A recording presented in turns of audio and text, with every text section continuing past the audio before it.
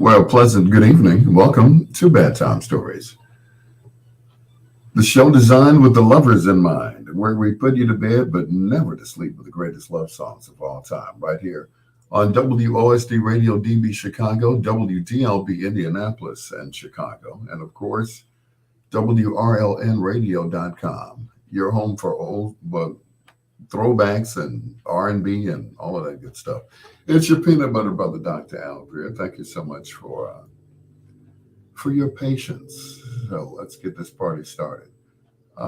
Don't forget, at the end of the night, the last hour, we do a little thing we call foreplay. You're familiar with that. No, it's not what you think. It's four songs by one of your favorite artists or groups, male or female.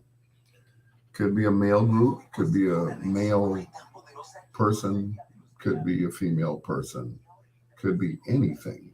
Anything you want. Of course, you can hit me up on Facebook if you like as well. Anyway, let's get this, as I said earlier, let's get this party started, right? With two in a row from the Daz Band. This is Knock Knock, Who's There, on Bedtime Stories.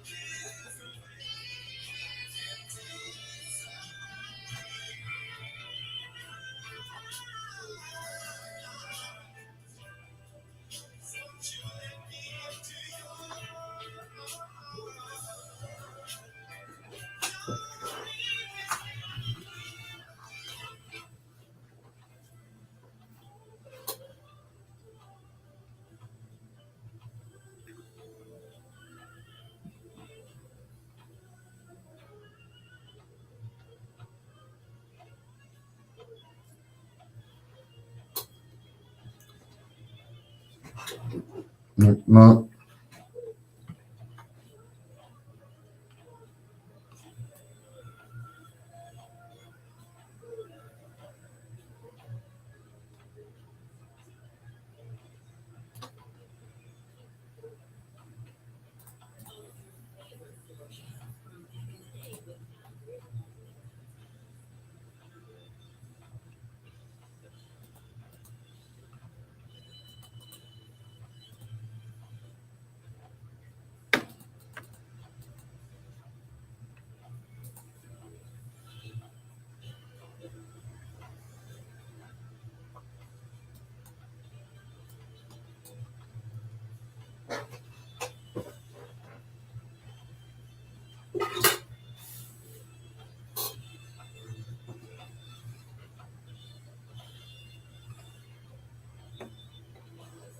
Girl, here I am.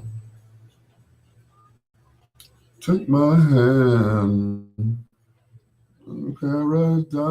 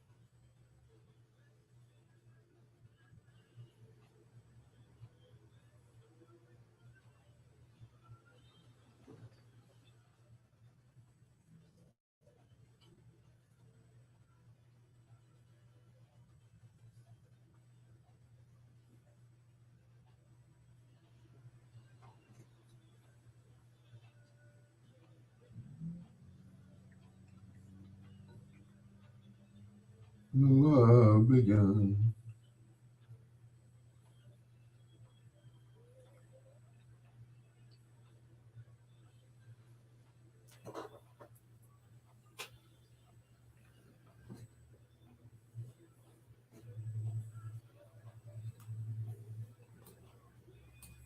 All your cares. You are crown.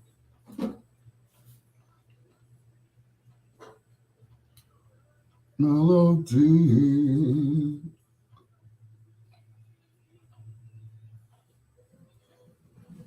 Mm.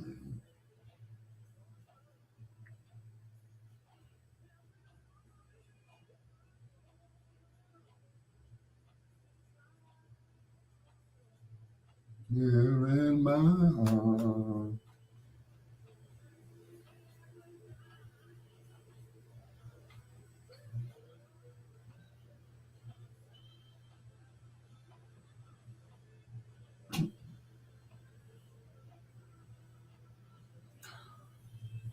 Here we go.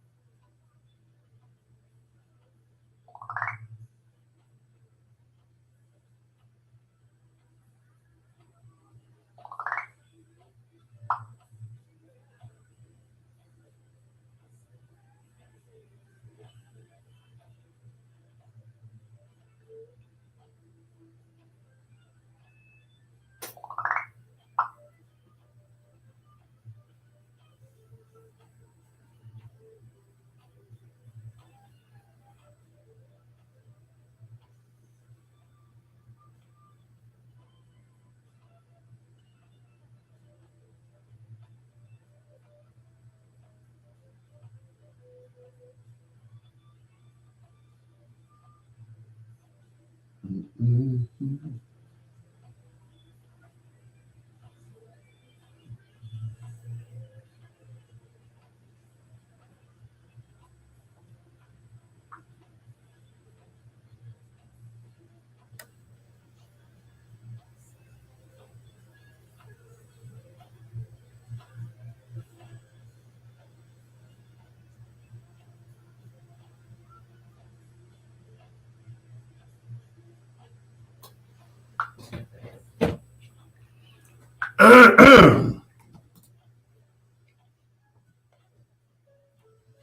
Tune a row from the Daz Band featuring my good friend, my new good friend, Mr. Skip Martin, right here on Bedtime Stories. Stories, the show designed with the lovers in mind, where we put you to bed but never to sleep with the greatest love songs of all time. Thank you so much for joining us, not only on these fine radio stations that are carrying us, but as well as Facebook Live, because they haven't kicked me off yet. Now, if I don't play the music loud enough, then they won't catch it. So I'm going to keep the music down really low. That way they don't hear anything and they can't cut me off. So there. Anyway, if I seem a little loopy tonight or a little chatty, I worked a 12-hour day today. I worked from 6 a.m. to 6 p.m. So, and I had like a little short nap, a very short nap. So guess where I'm going at 12 o'clock? Yep, straight to bed. You're the Commodores on Bedtime Stories.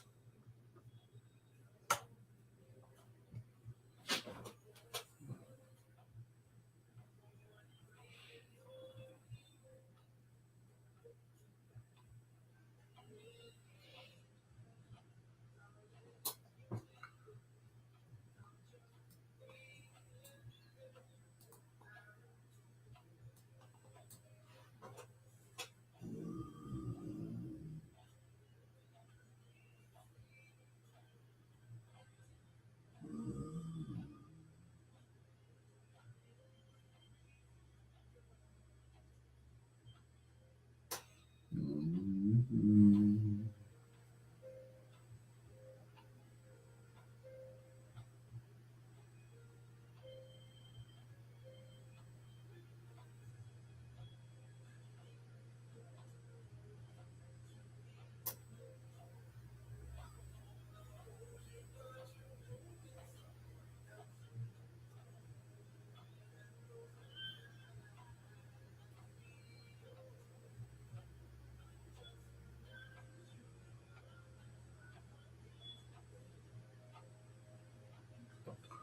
Oh no.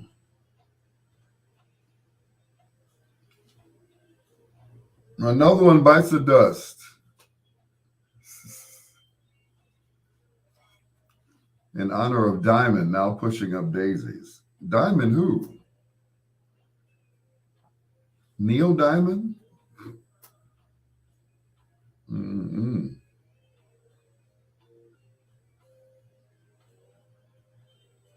Did you say Diamond? Hope not Diamond of the Ohio Players.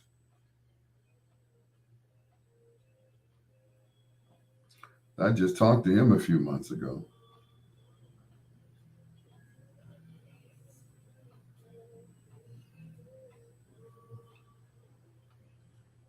Oh, from the Sellout Chumps, Diamond and Silk. Okay.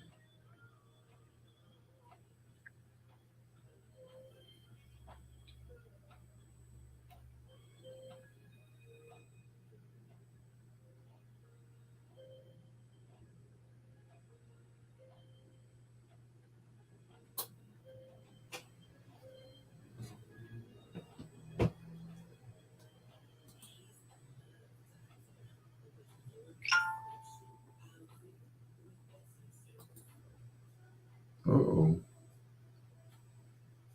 Barry said take it off.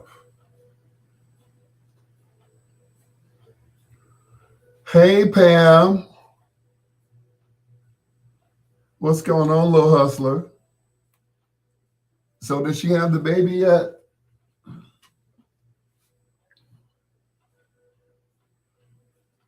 So am I the godfather? Princess Timmy, what's going on? Stranger. Stranger danger. What's going on, girl? Everybody's coming out tonight.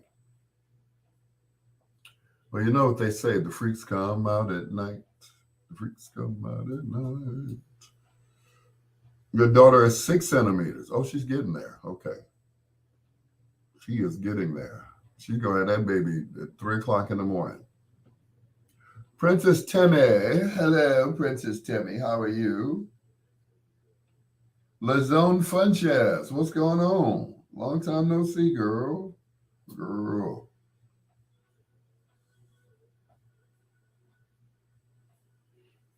Mm-mm. Let's see, the 12th. That's tomorrow.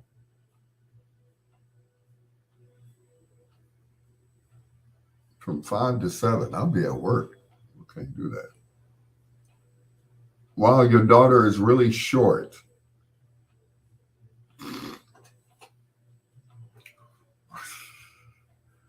Funny. Ha ha ha ha ha.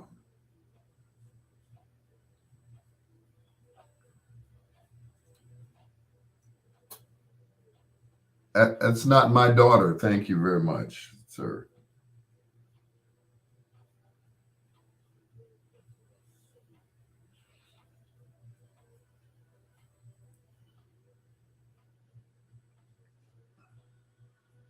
You, sir, are a hoot. Not even a hoot nanny, I tell you.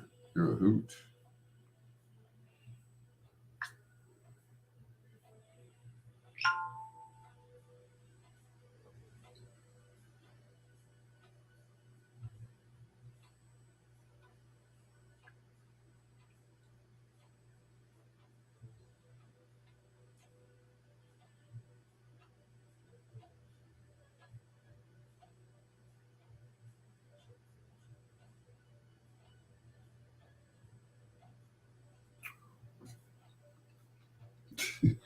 Thank you, Pam.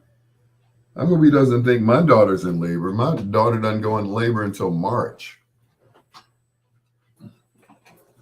Another one.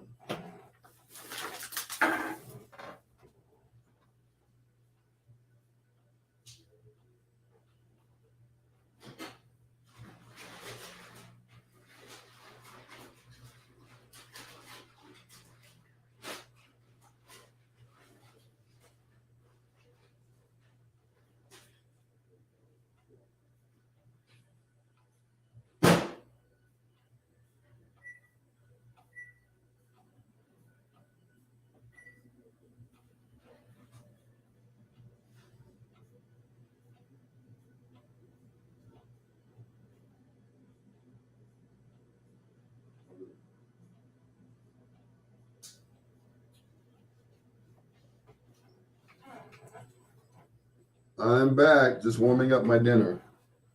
Yeah. Would you say it's morning here? Okay. Princess Timmy, good morning over there.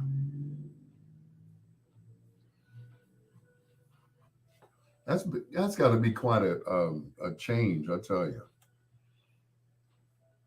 You know, well, if you're used to being in that time zone, then it's really not a big deal, right? Yeah. You know, some people are saying good morning, others are saying good night. Like my daughter, she's over.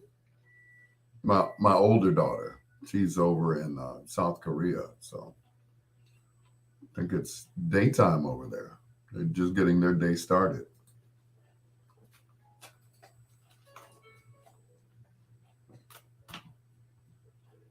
The maestro Barry White and Love Serenade. Right on, baby. Right on. It's your peanut butter brother, Dr. Al Greer. She's like, what's the time over there? It is 9:22 at night over here in the United States. Um, Pam said she's got to get going now. I know what that means. Back to the Pam copter. You know, out of all of the Lyft drivers that I've ever had, Pamela is the only one that I've ever kept in touch with. All the rest of them, they're like, he's a nice old guy. You know, I won't call him. You know, roll down the window and throw my card out as they drive off. Like, that's cute. You know, wait a minute, hold on. That was Al Greer. I threw that card on the ground. Oh, too late, sugar. Too late. Pam didn't throw her card on the ground, did she? Smart girl there. It's your peanut butter brother, Dr. Al Greer. This is Bedtime Stories with Herb Alpert. That's right, Herb Alpert. And not even with the Tijuana Brass. Jimmy Jam and Terry Lewis this time.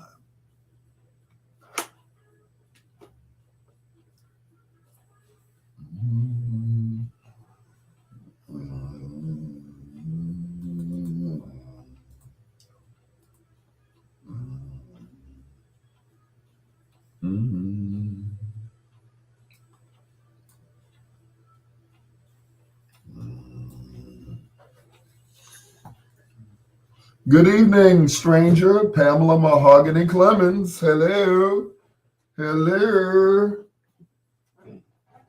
Long time no see.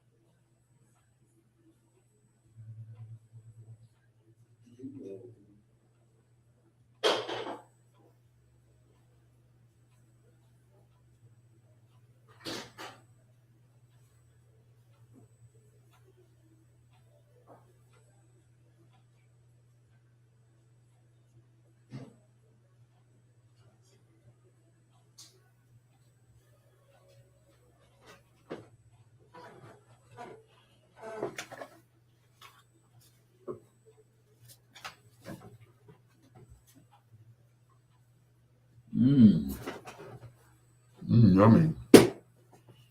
Good morning, Princess Timmy. Good morning.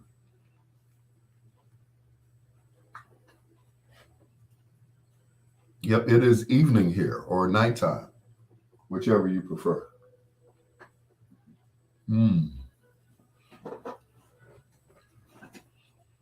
Don't ask me what I'm eating, but it's good, whatever it is. Very good. Came from Mariano's, so it has to be good, right?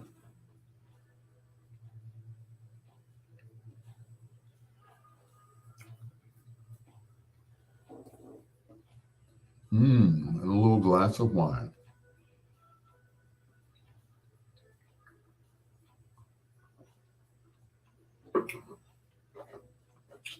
Sipping on some scissor.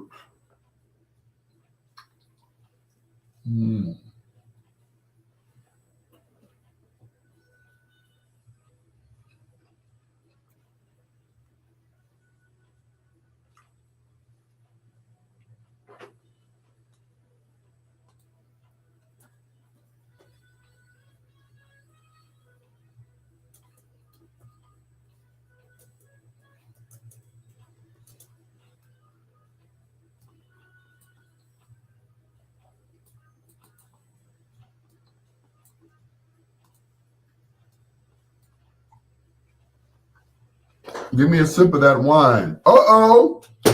What's going on, Miss Williams? Long time no see. I thought you put me down, girl. I thought you done put me down. Happy New Year to you, Miss Williams. Yes. I'll save you some, Pam.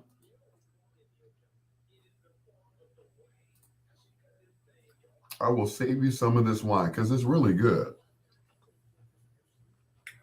They say in certain neighborhoods that Aldi's has a whole wine section. Aldi's.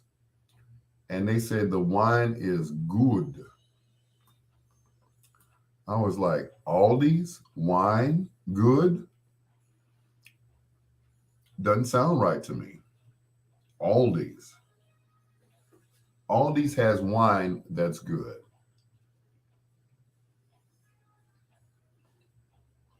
This is some Stella, whoever she is. Somebody gave it to me for my birthday. So I'm sipping. Uh, as a matter of fact, I just opened the bottle last week because I was too sick to drink. Well, how can you become too sick to drink? I don't get that.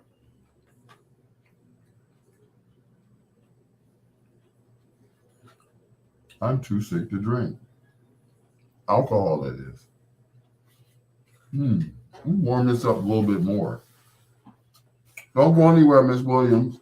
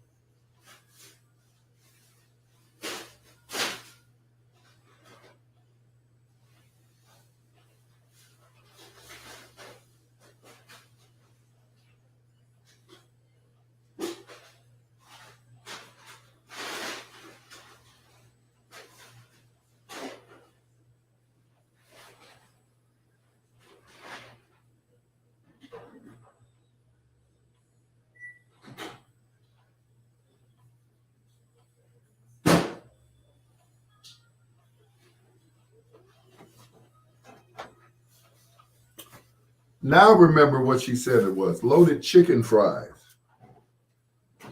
Loaded chicken fries. Thank God you feel better. Oh, yes. Oh, my God.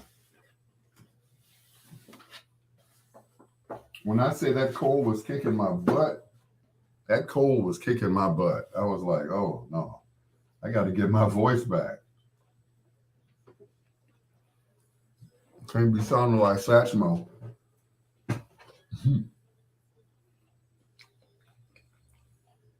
Oh, when the shark bites with its teeth, dear. Yeah, I was like, good Lord. Ah, hurry up and get my voice back. I auditioned for this commercial. It said it was paying $20,000. I'm like, yeah, right. Okay. I auditioned for it anyway. $20,000. I wish. Mm-mm.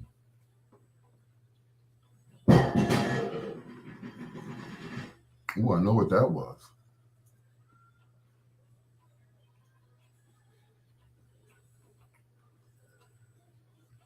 I know exactly what that was.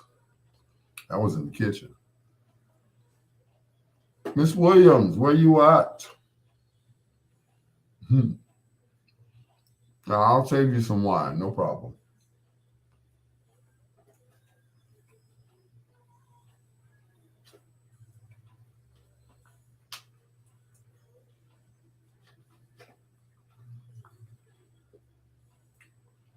Loaded chicken fries is what they call this. It's not bad either. It's something different though.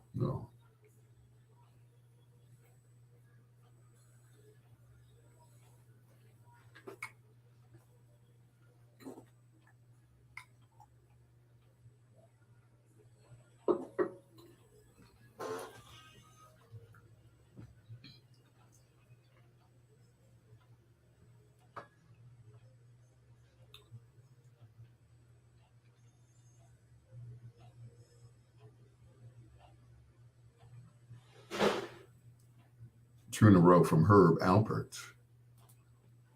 from the album Keep Your Eyes on Me.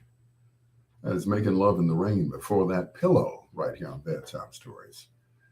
Making Love in the Rain features a young lady by the name of Lisa Keith, who is singing the lead on that song. A lot of people thought it was Janet Jackson. Janet is actually singing on that song.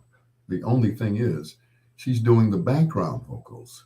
That's her singing, Making Love in the Rain. Yeah, that's her. But of course, the young lady who was out front, her name was Lisa Keith.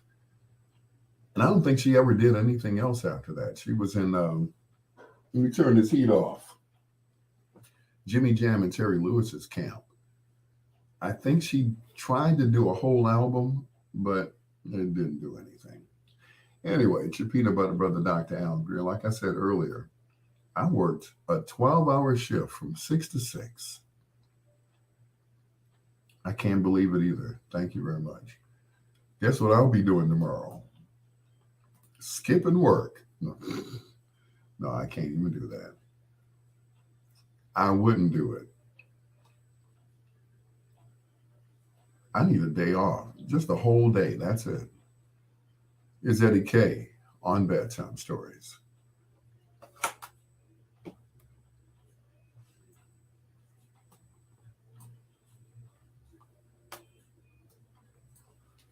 No time to lose. Ooh, it got warm in here quickly. That and, of course, the hot food. The loaded chicken fries.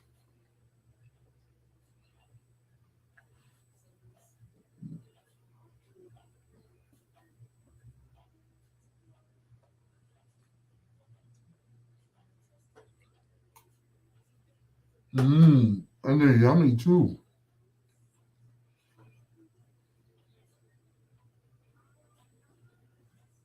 Real yummy.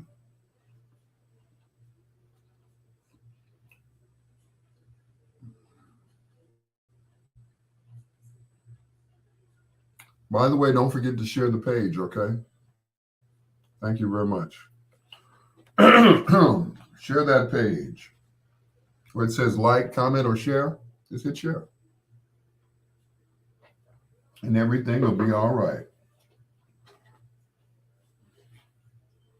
So one of the churches that I play for, the bishop called me tonight. He's like, who made that song? What you won't do, do for love. What you know about that? My wife said, that's a white man singing that. I said, if it was a bet and you lost, he is white as the bottom of your feet. He laughed and got off the phone. He's like,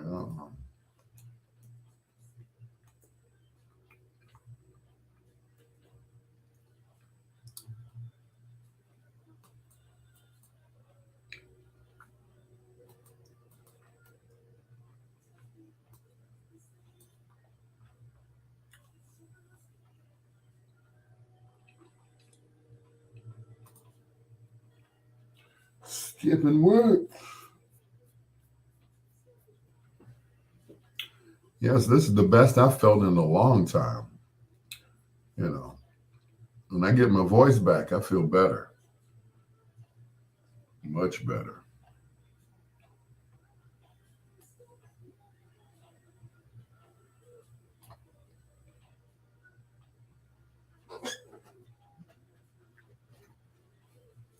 When I sound like a frog, I don't feel good at all. Trust me.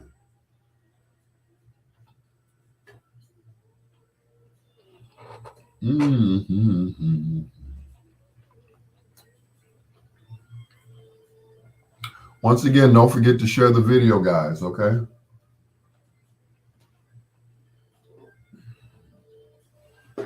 Well, at least I know this sweater is warm.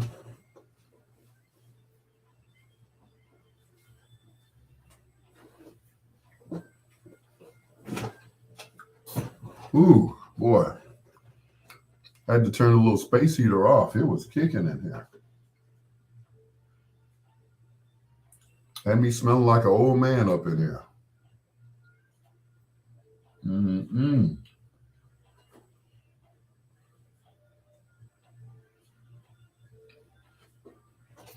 Y'all come get some of this wine and then bring me another bottle back of some Stella.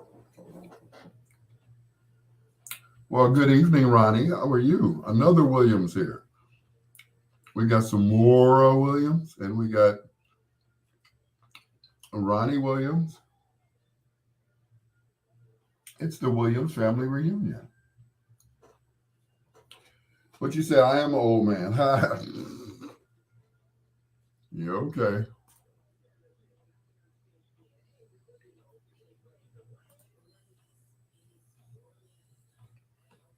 Bedtime stories and stuff.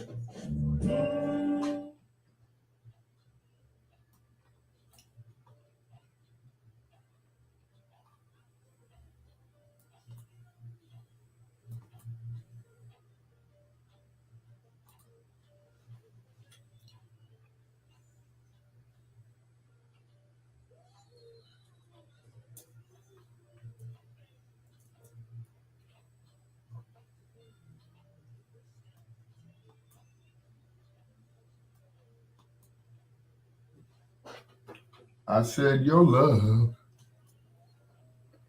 Yeah, I am an old man, huh? I'd rather be an old man than a dead man.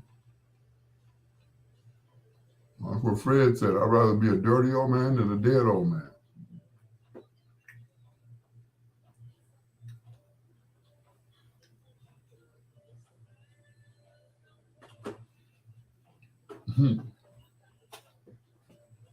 I am an old man.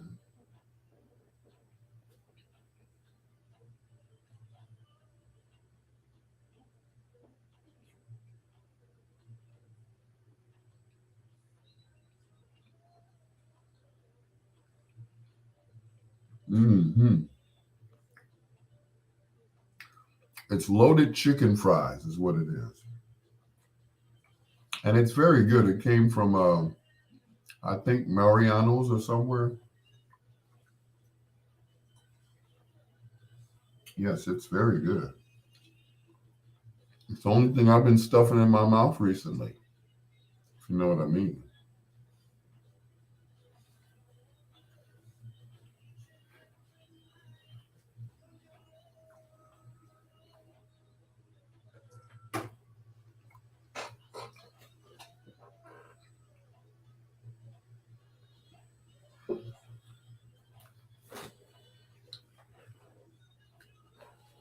You see, you're not walking into that one, huh?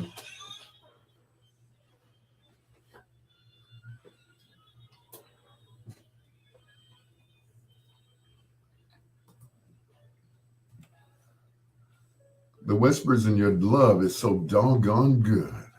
They should bottle it and sell it over at A&S or Kenwood or whatever. The Kenwood in Hyde Park, that one, that liquor store. It's your peanut butter brother, Dr. Al Greer. This is Bedtime Stories, the show designed with the lovers in mind, where we put you to bed but never to sleep with the greatest love songs of all time. That's what I get for hitting my mic with my phone. Makes that loud noise. Anyway, like I said earlier, I did a 12-hour shift today.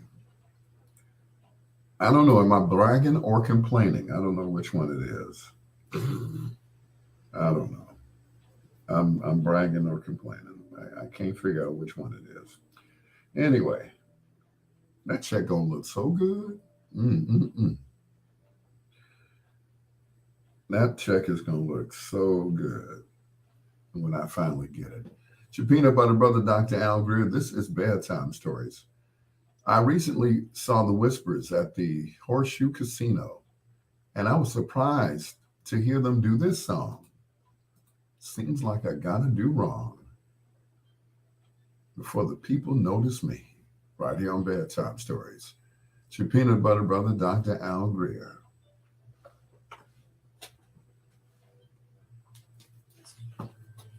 Ronnie, I am, yes, deliriously sleepy. You hit the nail on the head.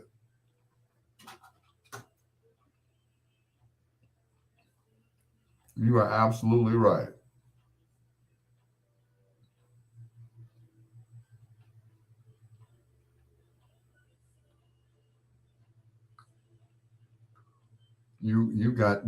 Yes, you described it very well.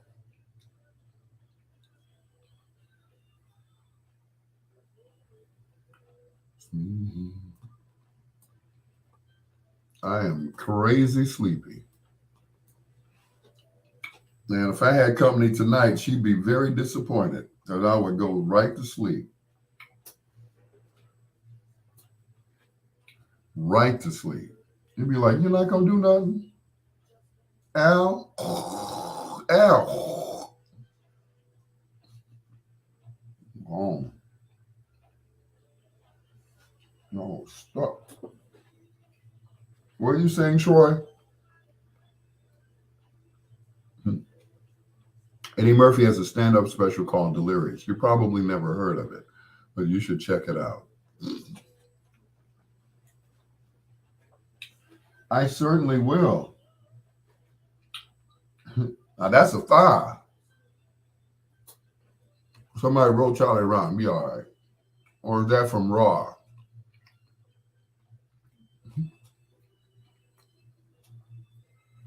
Mm-mm. Remember when Eddie Murphy was funny? Oh, I better not say that. He might have spies in Chicago listening to me. You know. But back in the day, man, Eddie was like on fire. You know, with his red and blue leather suits. I wonder if he still has those. You know, back when Bobby Brown was skinny. Ah, no. You know, it would have been funny if Eddie Murphy talked about Rick James before his brother did, because his brother made it sound so hilarious. He made it sound like it was just outlandish. He's said Rick James said, I ain't never put my feet on nobody's couch. Yeah, I'll put my feet on somebody's couch and they never should have gave y'all money. What did the five fingers say to the face? Slap. Unity. No. Yes, I am delirious right now.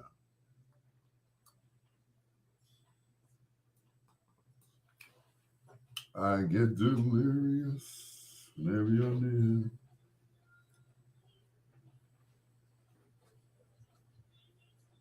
Mm.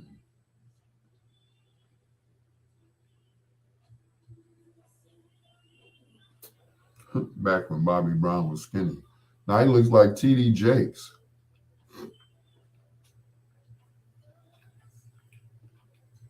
Have you all seen Bobby Brown lately? He looks like T.D. Jakes. He does. Someone hit my car late last night. Sugar bear. Were you in the car or they just hit it?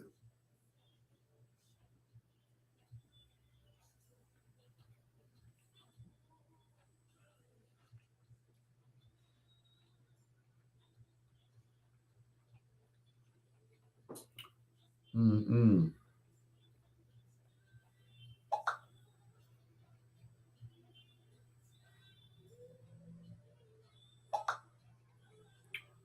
Yep.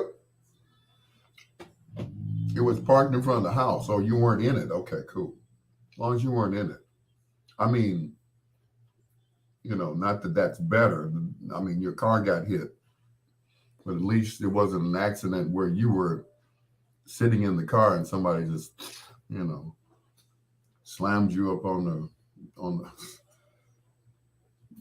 the sidewalk. So, and that's why we pay insurance, I guess. Unless you're like me and just has liability. Hmm. I swear Bobby Brown looked like You look like TJ freaking Jakes. If they stood next to each other, they look like twins. I'm like, Bobby, no. Got to pay that $500 deductible. Damn. Damn, they never should have gave you ninjas money. Damn. F your couch. F your couch. Yes, I am delirious. Mm-mm. Gotta pay that $500 deductible. I hate that. One, that's why they got Car Shield.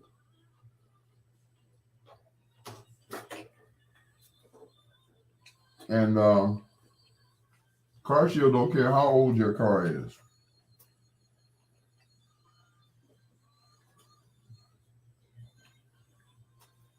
I was like, for real? But mine is really old.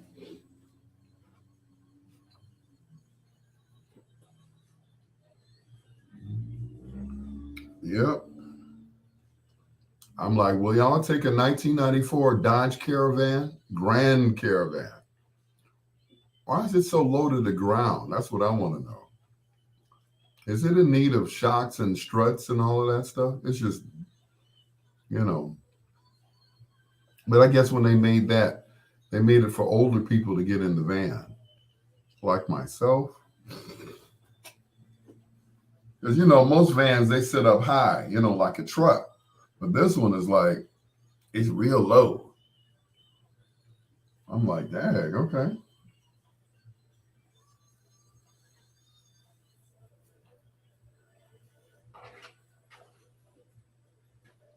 But I ain't complaining because when it comes time to put that equipment in there, yep, just throwed it in the back. Boom, bam, take off. Gonna make the money.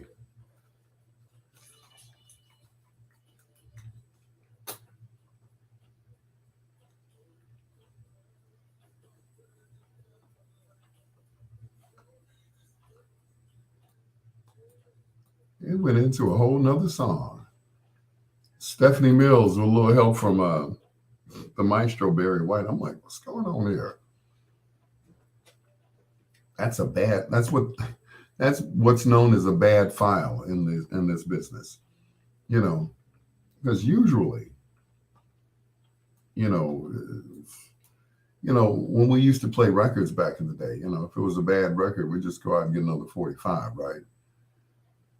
You got to go to the YouTube or wherever you purchased the song from, and you got to re-download it onto your computer or your hard drive or whatever. That's a headache. I tell you, that is a headache. Anyway, it's your peanut butter brother, Dr. Al Greer, with from LTD, featuring Jeffrey Osborne on Bedtime Stories.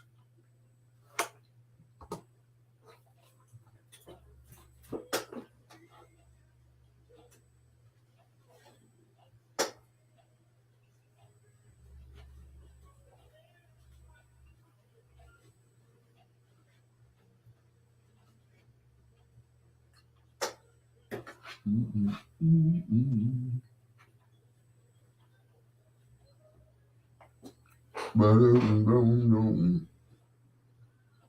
Oh no. Still had your Yamaha plates on it. I mean Omaha Yamaha. Now you know I'm delirious talking about Yamaha. Either I'm talking about a motorcycle or some speakers.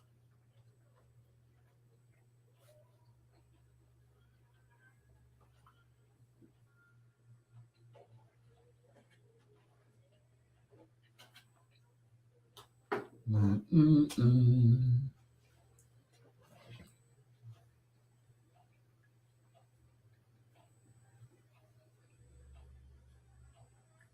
Ba-ba-doo-bum.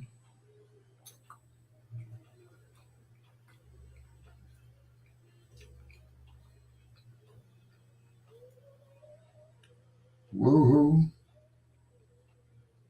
Woohoo.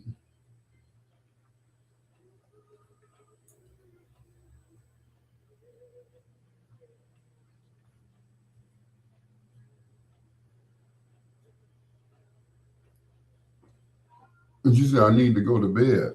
Oh, trust me, I'm going to bed all right.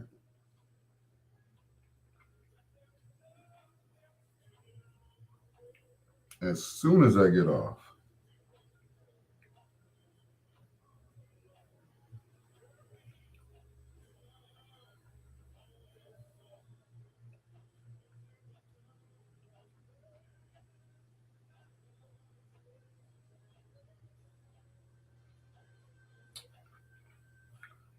Marriott Marquis. Where the hell is that?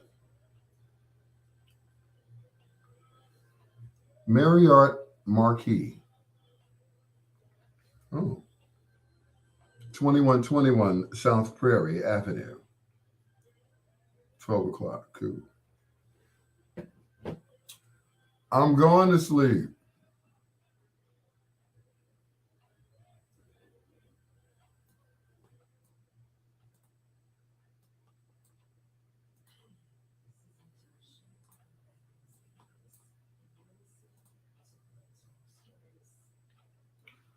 Hoo-ha.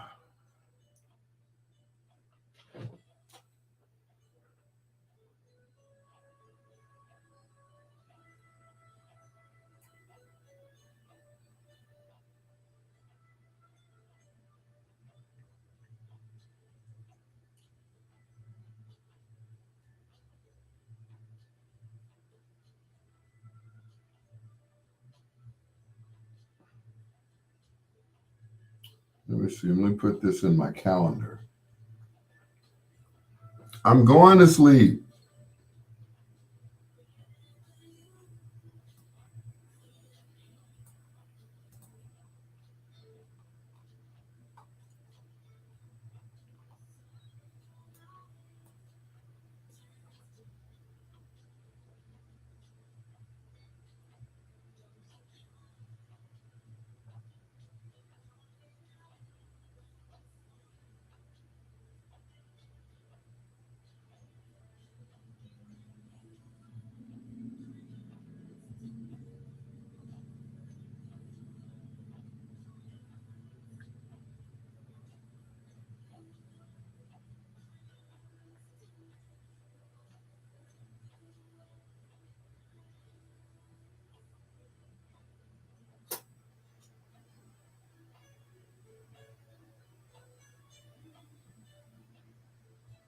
Mm-mm-mm.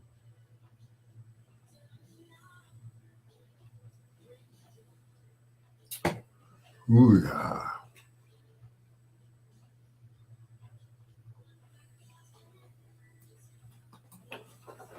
Trust me, I'm going to sleep, Ronnie.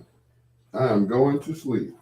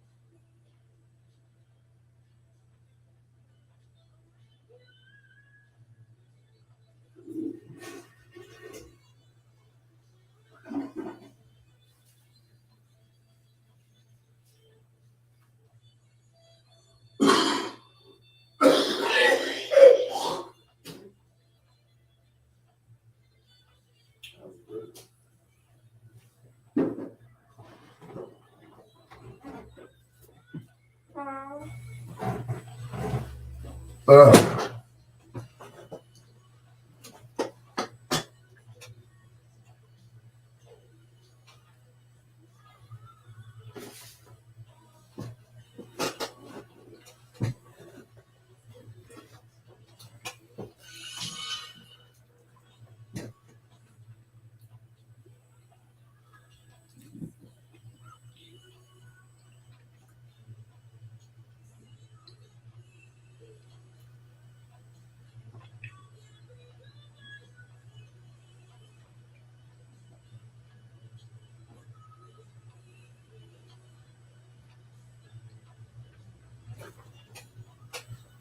Mhm. You,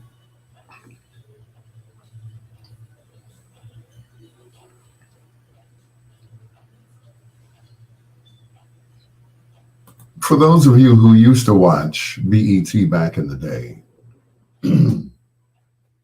when it was actually black entertainment television, there was a show called Video Soul with Donnie Simpson. And Donnie used to end his show with that song, Wrap You Up, by Dandy Randy Crawford.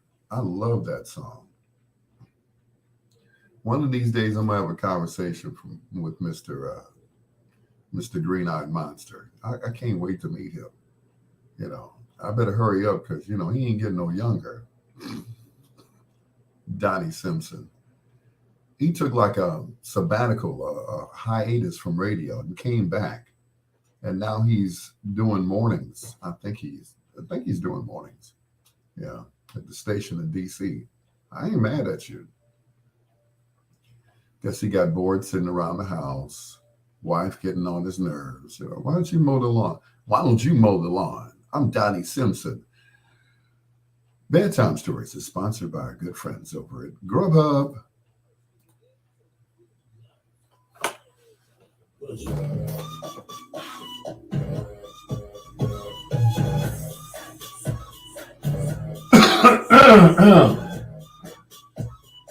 up, up.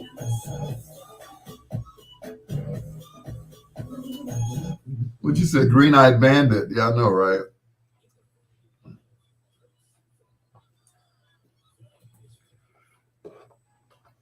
Grubhub is a proud sponsor of Bedtime Stories on WOSD Radio DB Chicago, WDLB Indianapolis in Chicago, and WRLNradio.com, a Ray Neal media station. It's your peanut butter brother, Dr. Al Greer. Our phone number here is 773-675-2400. That's 773-675-2400. Now, don't go giving it to everybody, all right? I don't want everybody calling me because they will call me all night if they want. Is this his real number? Let me see. Let me call him right now. 773-675-2400. Wait a minute. It's ringing. I'll be up all night answering the phone. Not put that sucker on Do Not Disturb. Here's Magnum Force from right here in the Shy. This is Share My Love. Hello to Debonese who listens each and every night. I appreciate you, Debonese. This is Bedtime Stories with your peanut butter brother, Dr. Al Greer.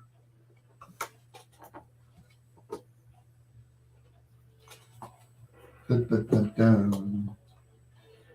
Boo, boo, boo, boo, boo. One of these days, you're going to play that at one of your sets.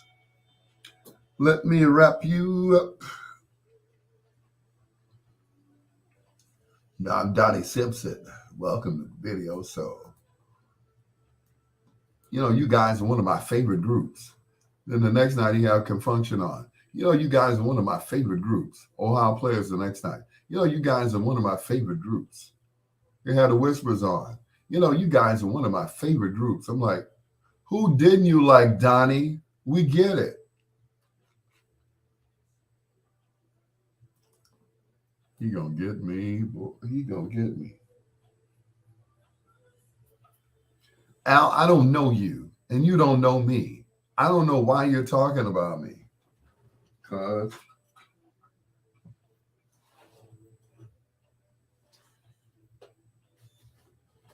I can.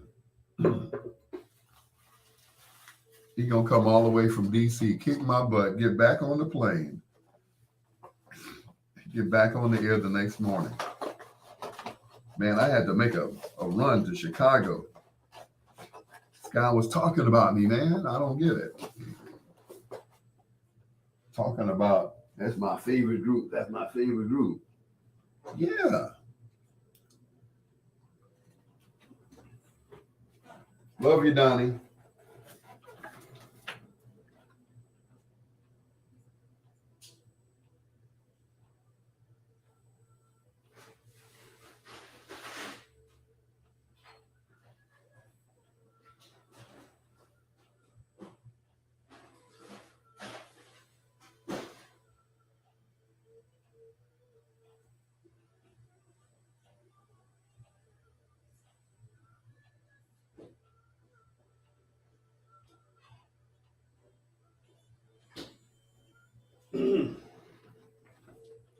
If you all want to bring me a gift,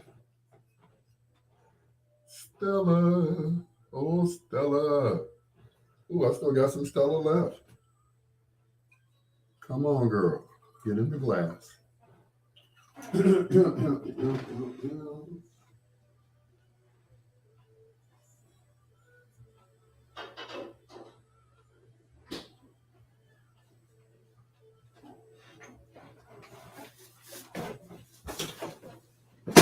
He's back. Ken Wadlington. That's right. AG Entertainment in the house. Yep. Nothing but entertainment. What's going on, Ken? Happy belated birthday to you, my friend. My friend and brother. Brother Nunzi. Capricorn brother extraordinaire. Yeah, let me know if you got some more shoes to give away. I know. I shouldn't beg like that, should I? That's not becoming of me. But yep, happy birthday.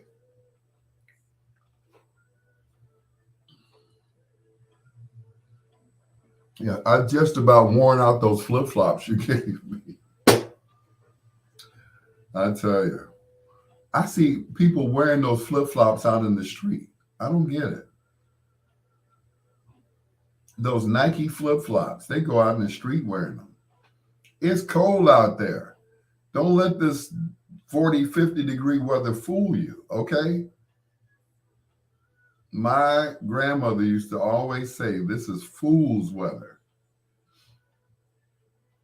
Just when you pull that coat off, the hawk be standing behind you like, thank you. Like, what? No! You got at least 2 bags of shoe? Good Lord.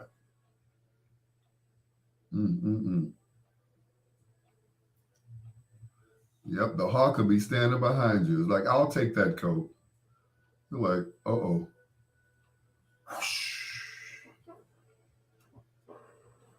Like Lou Rawls said, like a giant razor blade coming down the street.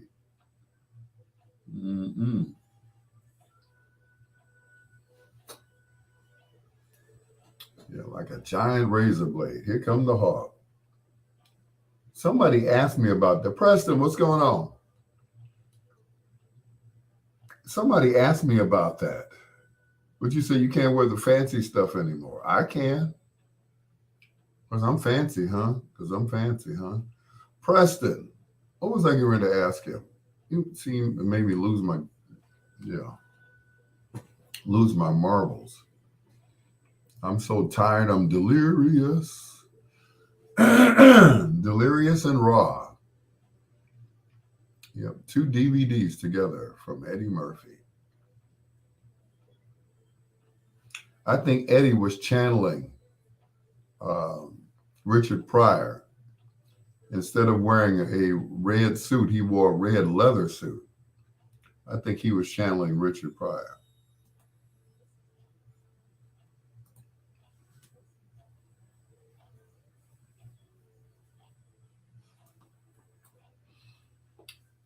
I mean, back in the day, Eddie was on fire. I remember one night he was here in Chicago on his tour bus, going into a hotel. I forgot the name of the hotel, but everybody was waiting. I'm like, why is everybody waiting out here? What's really going on? Eddie Murphy's on the bus. What, he's on the CTA? What? You just got off the green line, or is that what you're saying? That's Eddie Murphy's bus, his tour bus. Oh, he's on the bus. Oh, okay. I was like, okay, cool. So we stood out there. It was a nice night. It was summertime. And we standing out there. We standing. And we waiting. And all of a sudden, excuse my language, this little gets off the bus. A little bit taller than Kevin Hart. And he gets off the bus, goes right into the hotel. He don't stop to speak to anybody. He gets off the bus, walks into the hotel. That's Eddie Murphy, because you can tell he had the curl, you know, and the pinky ring and all that stuff. He walked right into the hotel. Then his bodyguards came back out and said, you, and you all come with me. So Eddie Murphy has what, 8 kids, 9 kids, 10 kids? I'm surprised he don't have no kids here in Chicago that we know of. I'm just saying. But Eddie was a Eddie was a pistol back in the day. I tell you, we stood out there a good long time waiting for him to come out, and he came out. You know, he did a little skip, walked right into the hotel, and that was it. 9 at the last count. I know, right? 8 of them are by his wife. I'm like, dang. So you mean to tell me every time he looked at her, she got pregnant, huh? Poor Nicole. One of his sons looks exactly like him. He's got that look, like, But I'm like,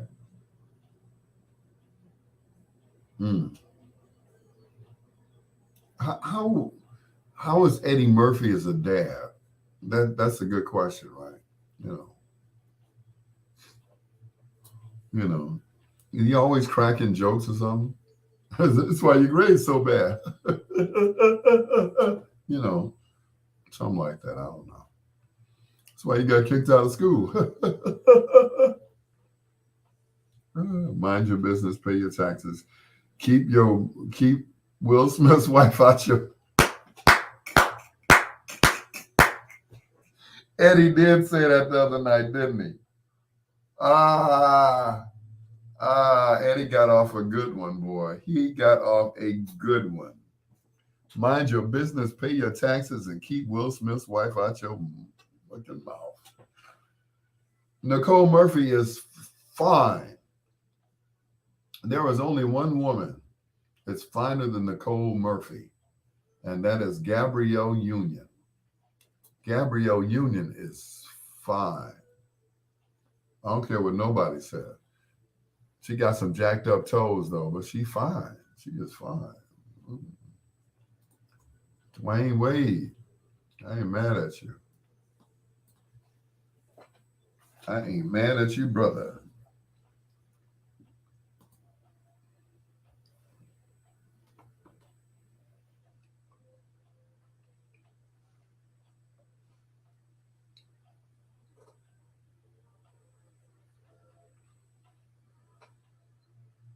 I like that. I might keep that one. Right now, can function and straight from the heart, right here on Bedtime Stories. With the Peanut Butter Brother. Oh, wait a minute. That's a whole song. Hold up. Chica, hold up. There we go. That's a whole damn song. She's singing and everything. It's your Peanut Butter Brother, Dr. Al Greer. This is Bedtime Stories. The show designed with the lovers in mind, where we put you to bed, but never to sleep, with the greatest love songs of all time. Mind your business, pay your taxes, keep Will Smith's wife out your mouth, is what Murphy said Eddie Murphy, that is, said last night on the Golden Globe Awards. They had canceled the Golden Globe Awards because of lack of diversity. In other words, wasn't no black people there. So they had a black comedian, I can't think of his name right now. He said, "You know why I'm here tonight? Because I'm black." You should have seen the white people in the audience. I saw it on YouTube. They were like, that's not funny. Yeah, it was funny. It was funny as hell. What was really funny was what Eddie Murphy said. Mind your business, pay your taxes, and keep Will Smith's wife's name out your mouth. I know that's right. Go on, Eddie. Eddie's coming for Eddie is coming for him. I don't care what nobody says. Eddie's just been laying low. They like, okay, he made these movies. Daddy Daycare, Mr. Doolittle, and Vampire in Harlem. It was like, okay, every movie can't be good. Bowfinger, Norbit, every movie cannot be funny. The Clumps, they can't be all like hilarious, pee on yourself type thing. You know, the Clumps wasn't. The Clumps was funny, but at the end, it was like it's really sad because he was losing his marbles. But that fine ass Janet Jackson said, "Here, drink some more," and his brother gonna dump his whole head in there. Oh, take a whole swig, But that was he can't always be funny. I heard the host wasn't funny. He made a Whitney joke. Oh, I got to go back to YouTube and see that. Oh, hell no. No Whitney jokes. No jokes about the dead people. That's not cool. That is not cool. It's your peanut butter brother, Dr. Al Greer, 773-675-2400. Here's Will Downing. You show love to ball, don't you?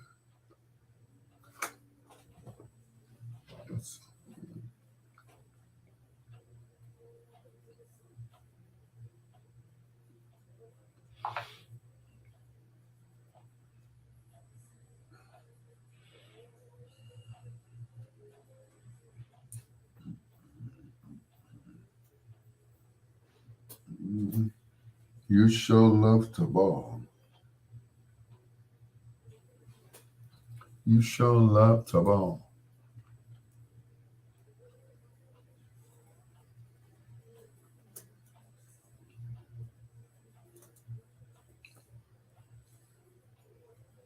Mm-hmm.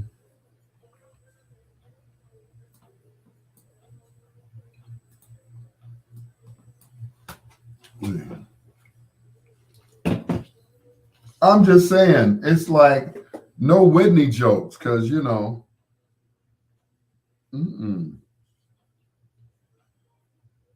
no no Whitney jokes. Whitney is off limits. Sorry, especially when her and Eddie dated at one time. She dated Eddie Murphy. Um, who else did she date? Shoot. But anyway, it's like certain people are just off limits. Eddie used to date Holly Berry, and then she turned around and started dating Wesley Snipes. Now you know what Wesley did to her. Preston, do you know what Wesley Snipes did to Holly Berry? I'll wait. I know you know. Or do we have to wait for Shafan Miller, Miss Know It All? She don't think I know nothing. Okay, I'm just sitting here like thinking like I'm a radio personality. Yep, slapped her in her ear, so she has limited hearing in one ear. She's still fine though. You know. News 5 is reporting a warning about using Zelle and fraudulent transactions. We, I know, I knew it was coming. I knew it was coming.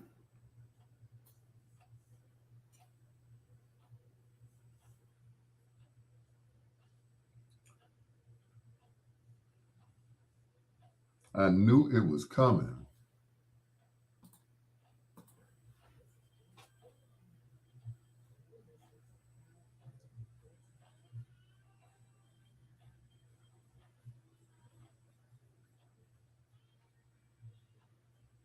Yep, I knew it was coming. That whole Zelle thing.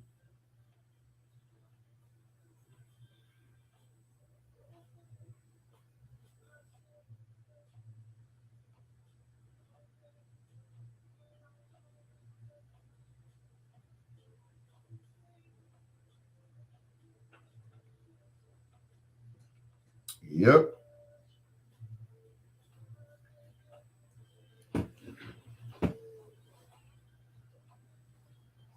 You show love to both.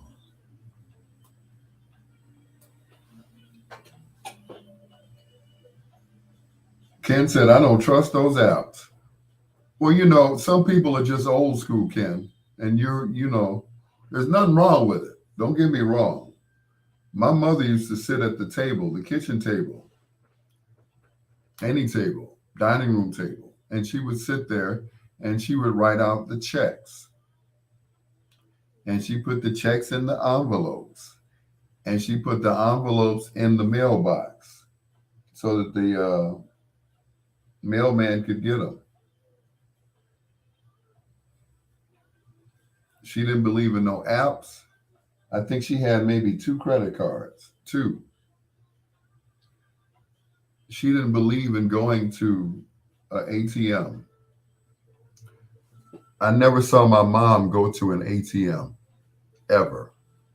She went in the bank, filled out a deposit slip or a withdrawal slip, and got the money that way. She never ever even had an ATM card. They offered her one. She didn't want it. She had credit cards though, but her credit was so good, it was ridiculous. She paid everything on time and off. I was like, I won't be like you when I grow up. She had like a 700 credit score when she died. I'm like, dang, mama. Mm-mm. At my response, I got an FB flag. Oh, I got the same thing the other day, and it contained the word beat.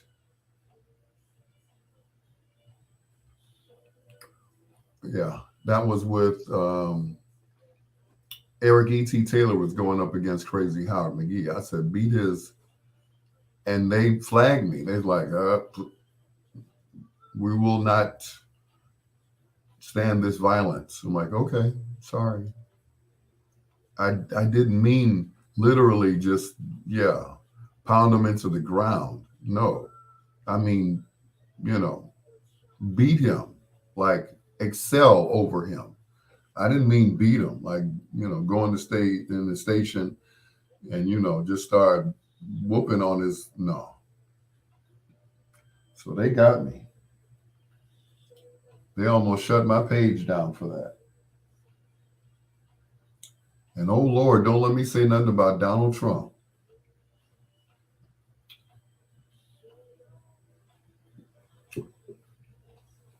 Y'all ain't seen the second coming of Donald Trump.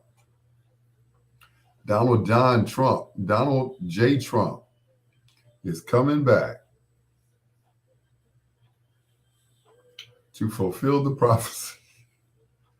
No, nothing like that. He's coming back. Watch.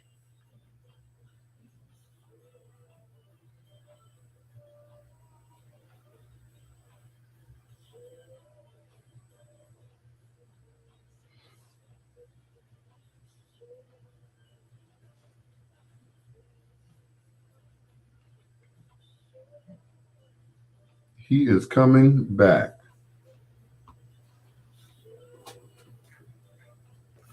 Mark my words.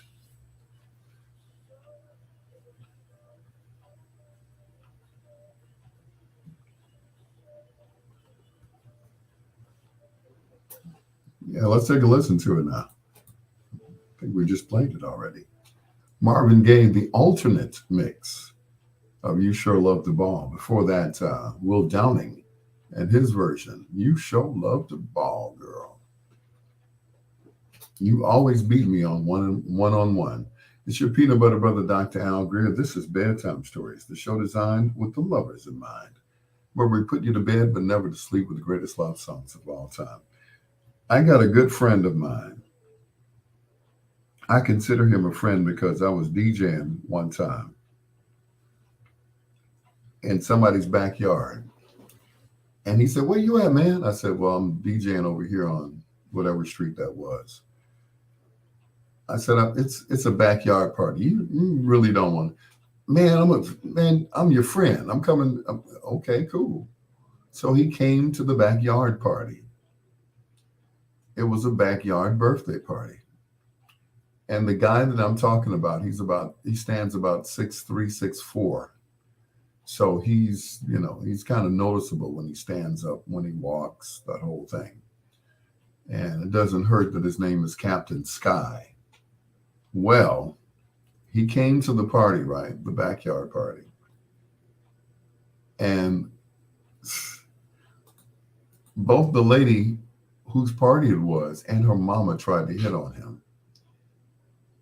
He said, "You were right to try to talk me out of it." He said, "Next time I'll listen to you." Here's my good friend Daryl Cameron, AKA Captain Sky. You make me feel brand new on Bedtime Stories.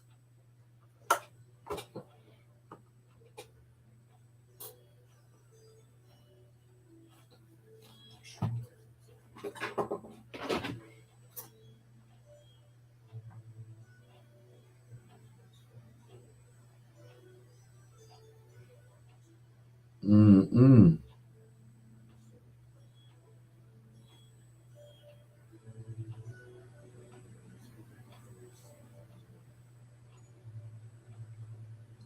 But you said not that story again. Oh, did I tell that story once before? My bad. Okay.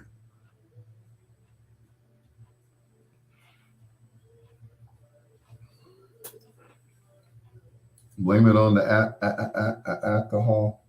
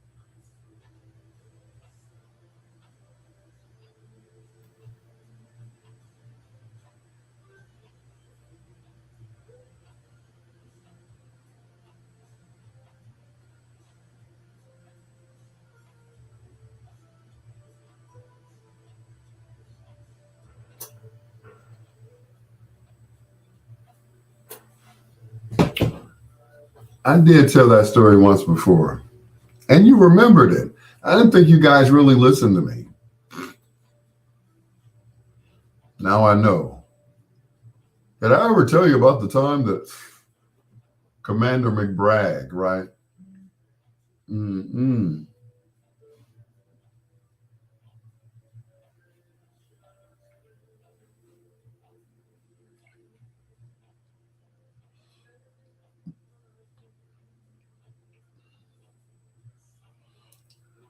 So did I tell you this story? I was in a club in Gary. I picked this girl up from Hammond. She wanted to go out with me. I said, "Okay, cool. Where you live?" She said, "Hammond." I said, "Cool."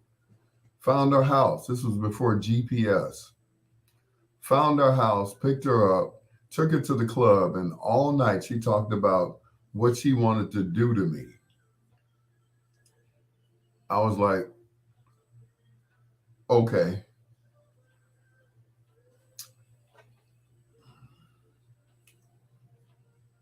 Damar Hamlin has been discharged to go home after 9 days. God is amazing. Yes, he is.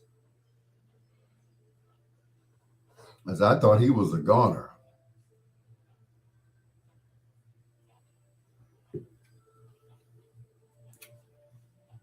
You'd have thought he got hit by Mr. T or somebody. Anyway, so what was I saying? See, that's what happens when you get old. You forget. You forget stuff that you walk into a room, you forget why you walked into that room. But anyway, congratulations to Damar Hamlin. And that's just it. I don't think he was even hit. Oh, the Gary girl. Thank you. So, so the Gary girl, right?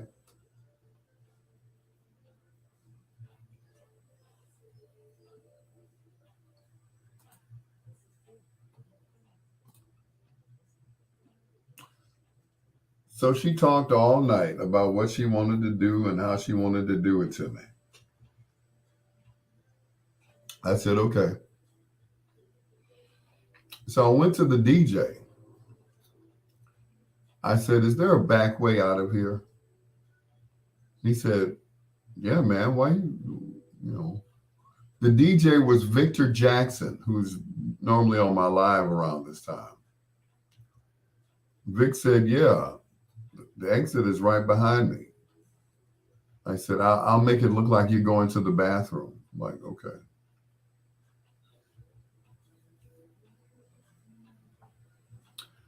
I left.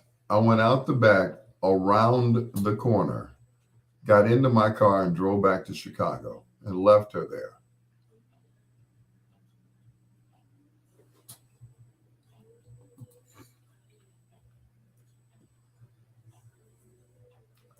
I left her. I don't want to hear it. Some people is like, yeah, okay, I can't wait to get you home. She didn't go home with me. I left her butt there at the Connery Club in Gary. It's like, see ya. Wouldn't want to be ya.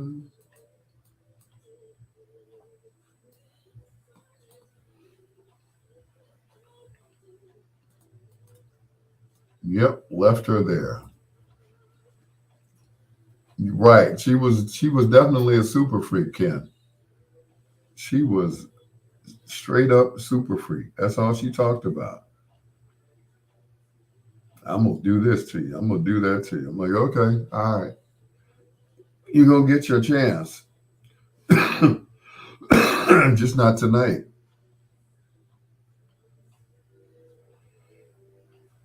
Yep. I left it at her.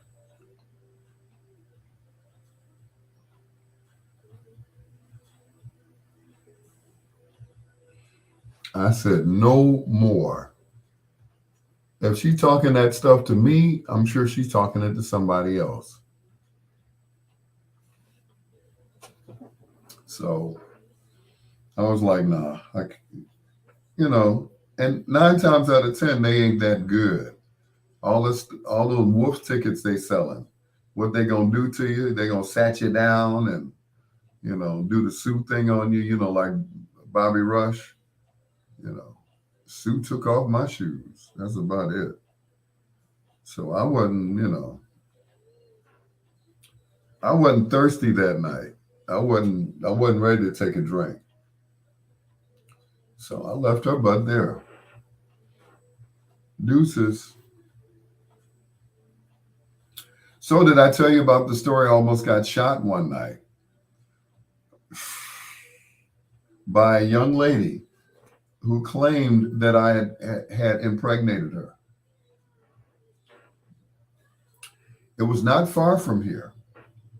It was at Studio 79 on 79th, right off of Morgan.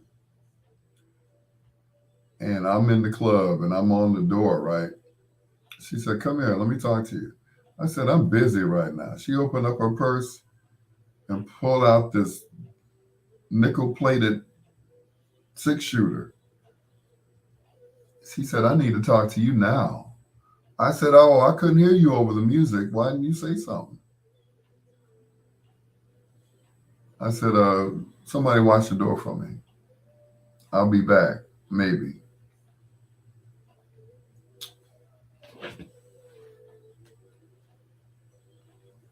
That was one of the longest conversations of my life.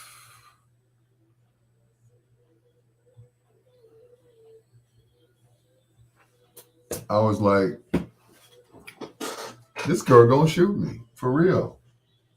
She gonna shoot my ding-a-ling off.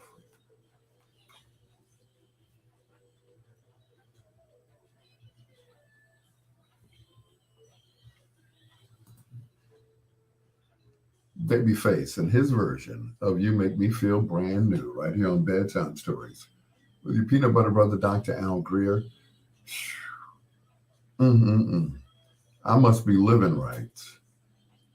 Stephanie Coleman, who is the alderman or older person of the 16th Ward, called into the radio station today to talk to Matt McGill between 1 and 3 p.m. I was laying on the couch and I'm looking at, I had been up all morning and I said, I'm going to lay down and take a nap. I'm going to let the super duper producer run the board, right? And I'm going to take a nap. Every time I hear Stephanie's voice, I perked up like a little baby, like, huh? Huh? Huh? What? Is it feeding time? I'm sorry. Anyway. And then at 3 o'clock, here comes Darlene Hill, formerly of Fox 32. I'm like, two of the finest women in Chicago. Good Lord, good Lord. Just two of them. Anyway, Preston, here's Jerry Butler for that young lady in Hammond and Gary, wherever she is. This one's for you, darling. I want to do it to you like you did it to me, did it to me. Want to do it to you. Wherever she is.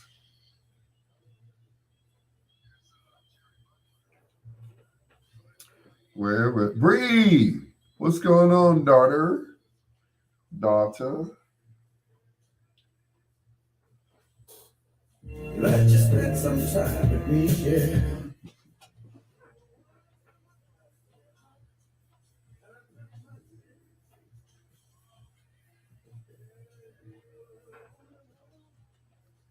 Live with me. Come on. Mm-mm-mm.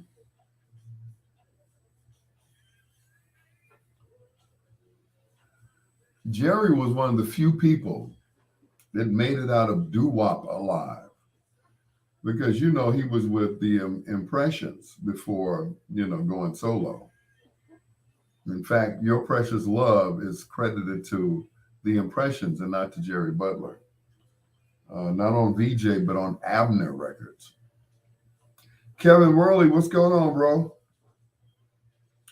So Mr. Butler used to make mostly love songs, which kind of kept him off of Soul Train. He had like limited um, performances or appearances on Soul Train. I don't think Gene Chandler was ever on the syndicated Soul Train. I might be wrong. He may have done Get Down on there. He may have, maybe not.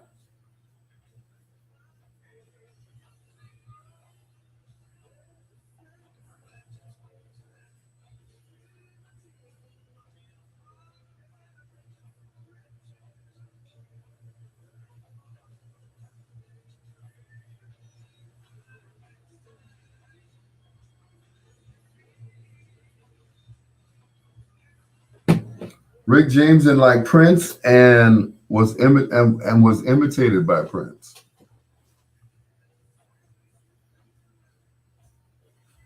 It was no secret that Rick wanted to be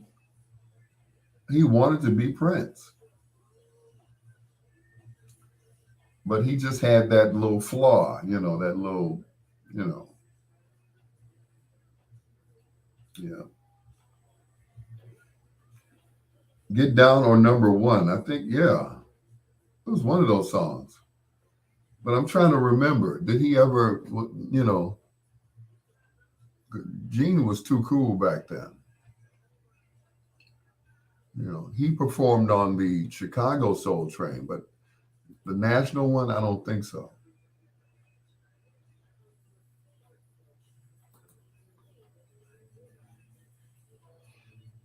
But I had a conversation with him, right? He came to my birthday party. I'm like, man, you need to go back on tour. Why are you playing? He said, man, I can't do that. He said, I can't. Tanya Cooney, what's going on? How are you, Miss Cooney?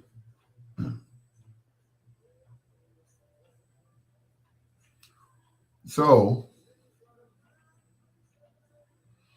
he said, I'm not going back on tour. He said, I'm not going to look like a fool like certain artists that I've seen.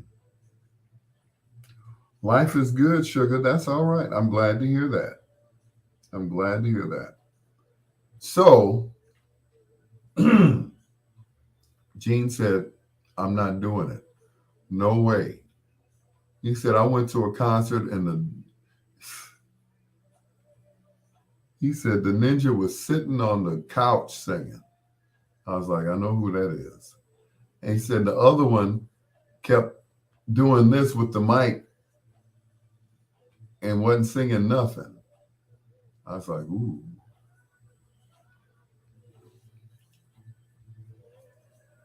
You know who he was talking about, right? Ron Isley sitting on that couch singing.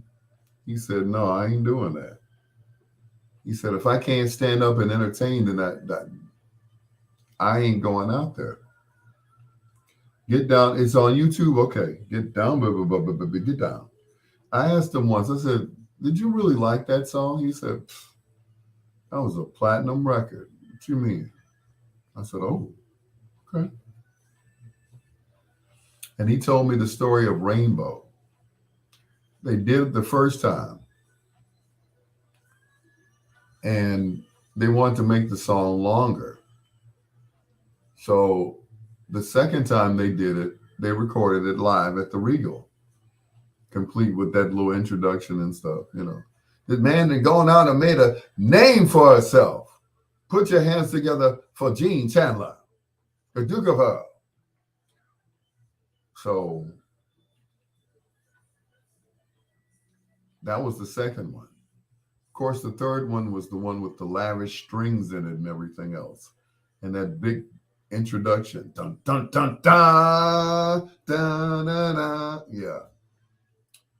I'm like, Speaking of Soul Train, somebody just bought the Board of Trade and going to remodel the whole entire building. Good Lord. Oh, no. Uh, for those of you who don't know, the Board of Trade building was where WCIU was originally until they moved over on, was that 6 North Halsted or wherever they are? Yeah. John Caldwell. According to a source that's very close to me, they had to climb up a fire escape to get to the station. I was like, oh my goodness. Yeah. Don't dress too well. You might tear your outfit going up them steps to get to the studio.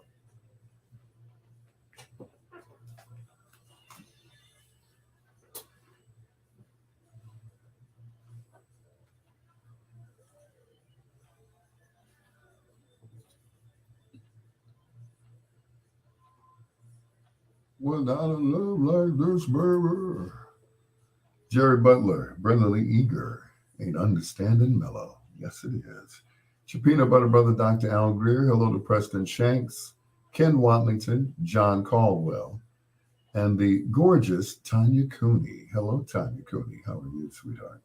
Thank you so much for joining me on Bedtime Stories. Coming up in about 15 minutes, we're going to do foreplay. Right now, we're going to do two play. Same song, different artist. Here's Will Downing and his version of No One Can Love You More on Bedtime Stories.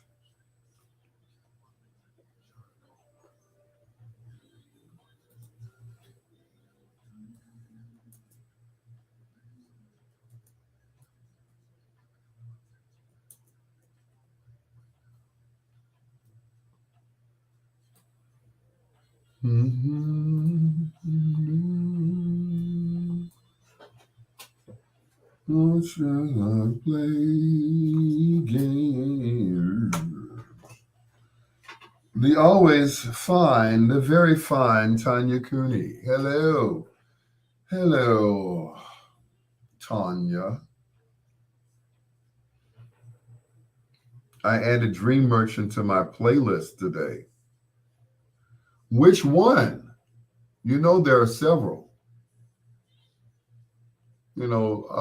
Jerry did it first.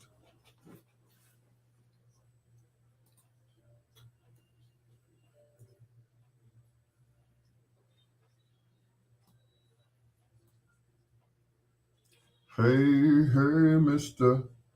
Dream Merchant.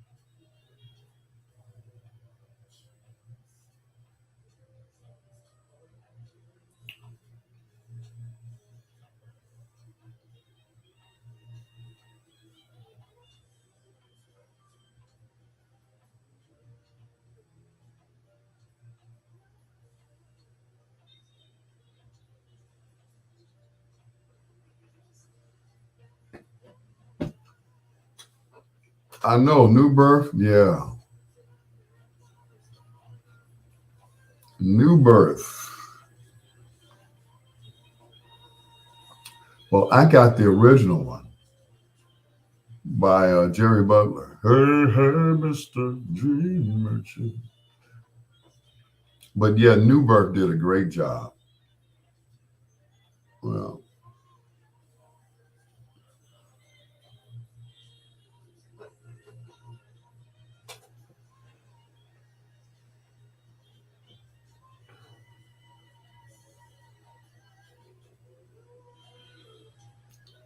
he meant tore it up, not tired it up. Like they threw a tire at it. Yeah, that's what they did. They threw a tire at that song. Oh no. Eddie Murphy is a father. Now you know I'm gonna have to whoop your ass now. Mm-mm. I'm sure the kids could not take him serious. Go give me a belt. Come on, Daddy. Really?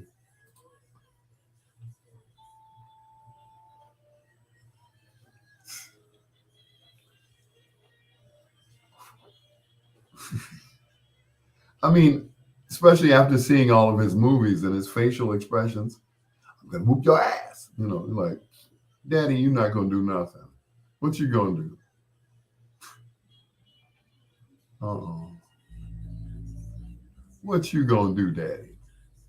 What you gonna whip out one of them leather suits or something? What you gonna do? Mm-mm.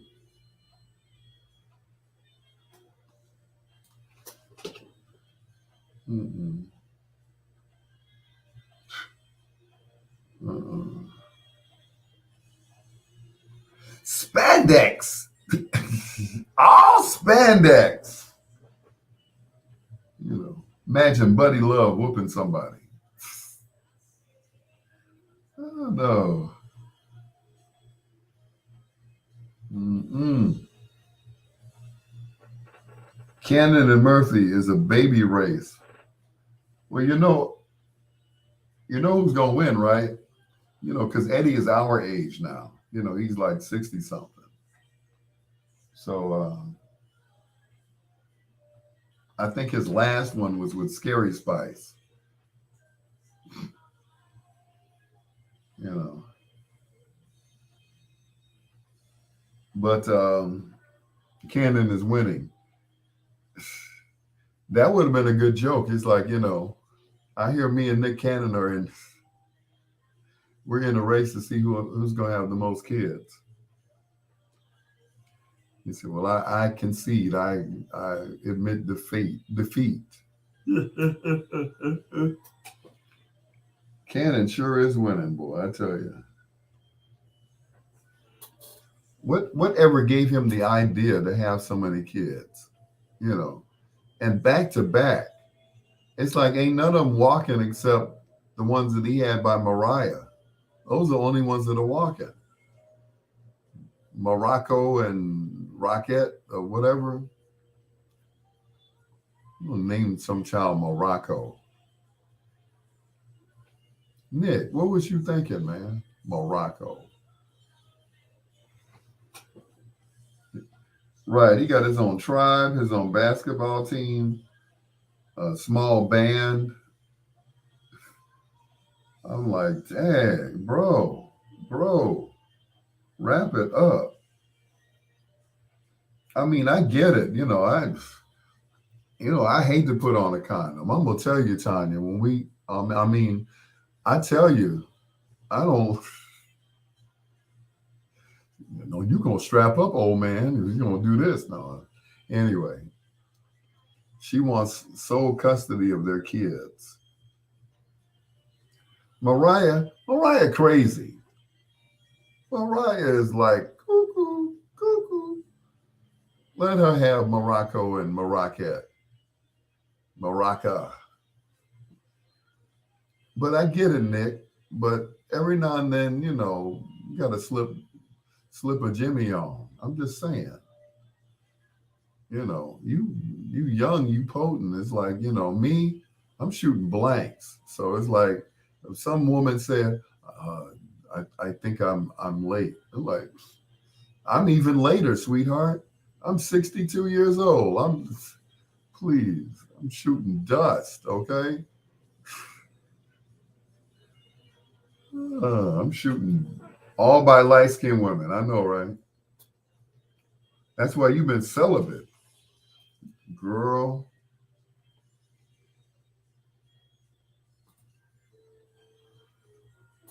Phyllis Hyman, No One Can Love You More. Before that, No One Can Love You More by Will Downing, right here on Bedtime Stories. The show designed with the lovers in mind, where we put you to bed, but never to sleep with the greatest love songs of all time. Tanya Cooney just said, she said, I don't like them either. That's why I've been celibate for years. For years. Tanya, I'm only celibate because I'm picky. I was watching a episode of Lucifer, and the lady said, Lucifer's like every other man. He likes what he can't have.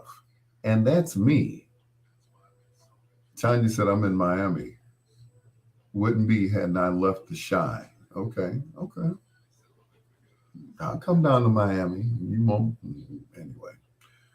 So, excuse me. Oh, I can do that. I can actually clear my throat. But I'm not celibate by choice. Trust me. Now, a lot of women, it works for them. I remember a few years ago, I asked this young lady, I said, how do you do it? She said, how do you do what, Al? How do you do what, Lucifer? I said, how do you not have sex it's like I think about it. It's like what's on the plate. It's what's on the menu. It's like, I want this, and then and a pound of sex. I'm sorry. Well, when I was younger, I thought about it all the time. Now, every now and then, it'll pop into my mind, depending on who I'm looking at or who I'm with.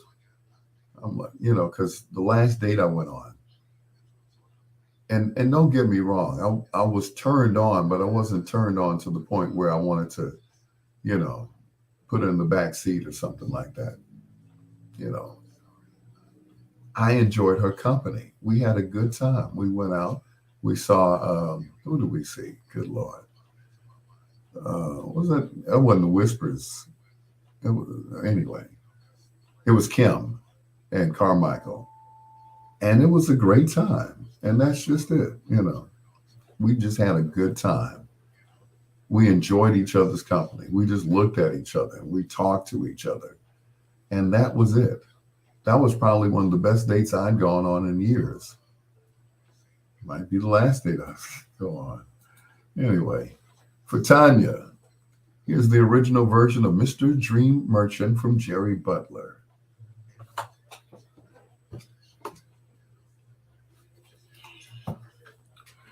Come and trust you want to stay. I bet I will, Tanya. You'll be like, why don't you go home? I can't. I can't go home until June, okay? If you get my drift, I can't go home until it get warm outside. I'm going to stay here until the weather changes in Chicago. As soon as it hits 70, that's when I'll think about leaving. AG, what do you know about Ike Turner and Shaka Khan? Nothing. My last day was a Marine, and the idiot showed up in shorts, a t-shirt, and slides. I was dressed to kill. That's what I know.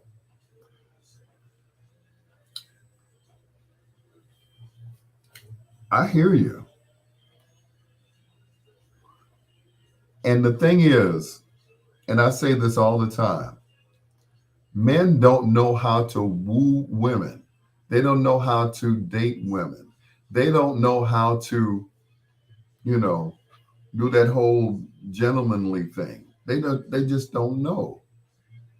You know, I work at this club every now and then, and that's Gino's over in Cal Park.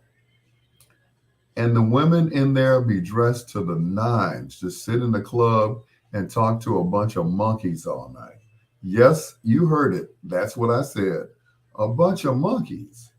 They are dressed like, you know, cap to the back, jersey on, blue jeans hanging off, that whole thing, $400 gym shoes. And these women talk to them. I'm like, I don't get it. She said, never settle. Exactly. I know. All I know is being wooed. And that's just it. Men don't do that anymore. Hey, B, you want to go home? Okay. Like, really?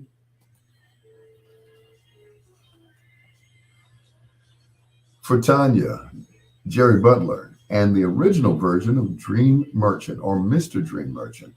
Your peanut butter brother, Dr. Al Greer. This is Bedtime Stories, the show designed with the lovers in mind, where we put you to bed but never to sleep with the greatest love songs of all time. With your peanut butter brother, Dr. Al Greer, about to do this delivery dance from Grubhub. Let's do it. The kind of deals that make your boogie.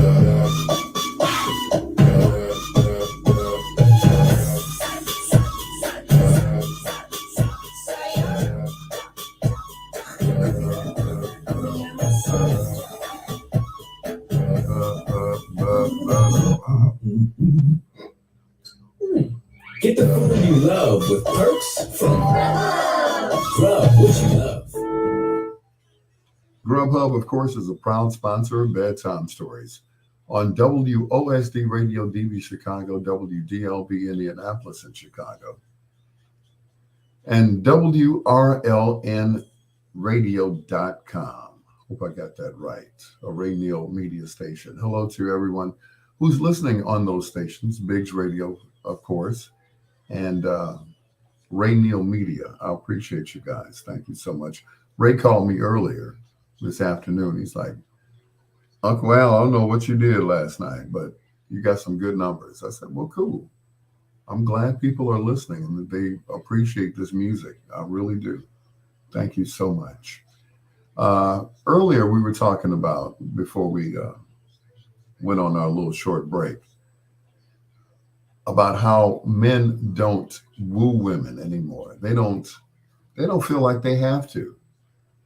You know, some men are just in such a hurry to get a woman to bed that they forget how to woo a woman, how to, talk nice to them, hold hands, pull chairs out, open and close doors.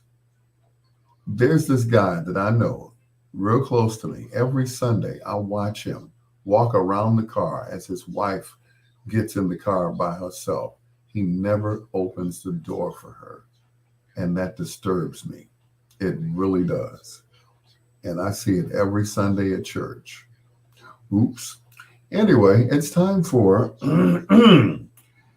um, time for foreplay. This group hails from Harvey, Illinois. They used to go to high school together at Thornton High School over in Harvey, Illinois. And of course, they practiced singing in the bathroom because that was the best acoustics, right? Got that little reverb going in there. So they went to this record company, and the record company turned them down, said they couldn't sing. So they went over to the rival record company, which was VJ, and they released their first song, which was called Stay in My Corner. The rest was history. Tonight, we flipped the 45. Good Lord. Tonight, it's foreplay. Yeah, that lets you know that I'm tired. Foreplay on the Dells. These are the Dells and the Dramatics. I wished it was me that you loved on Bedtime Stories. Hey, Tanya.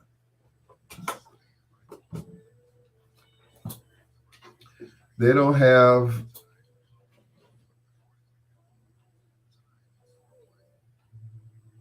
what here down there.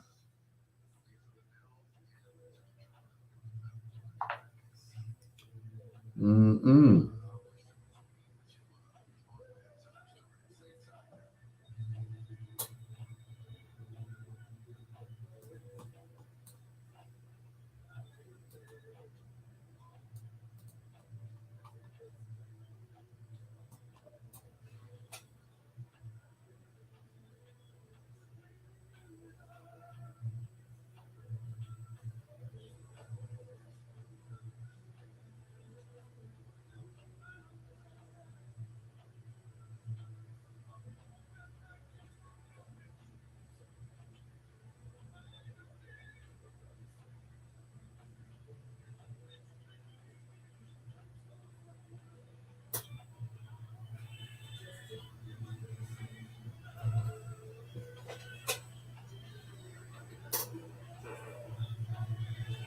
Uh-oh.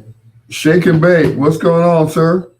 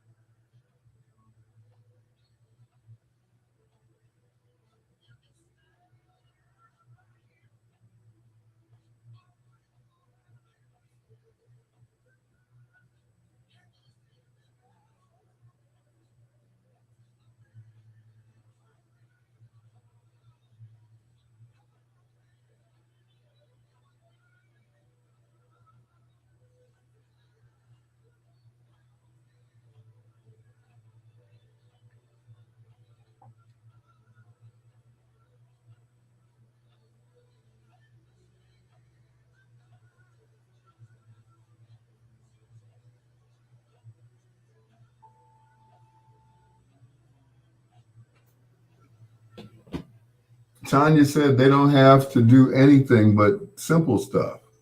Like say, you sexy. Do you have your own place? Off to the races. Women require nothing. And and that's what gets me at these clubs. And I see these men disrespecting these women. They just say anything that comes, whatever comes up comes out. And they speak to these women in any old way, and they still cool, you know?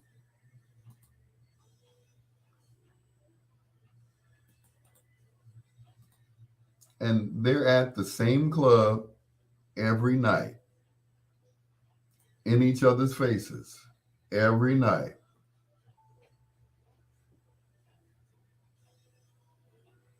Every night. I'm like,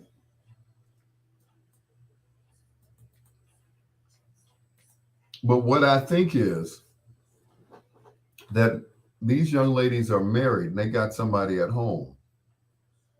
And I think they just go out just because. They say, I'm going out with the girls. So they go out with the girls, right? And, and I think they just tolerate these guys.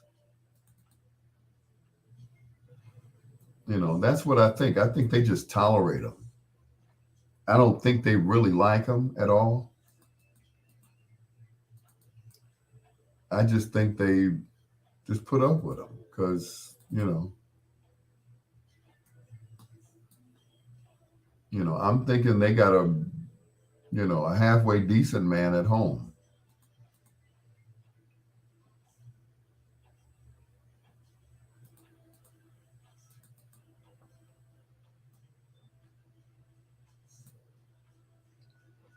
At least that's what I think. Now, I could be wrong.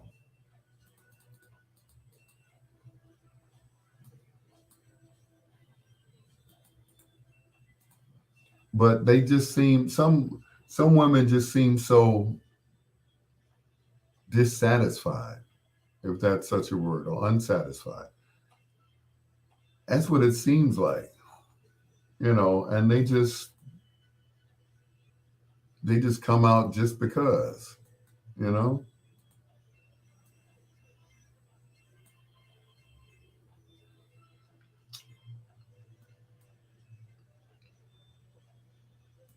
I really think that that's what it is. I'm like, please tell me you all don't take these guys seriously, do you?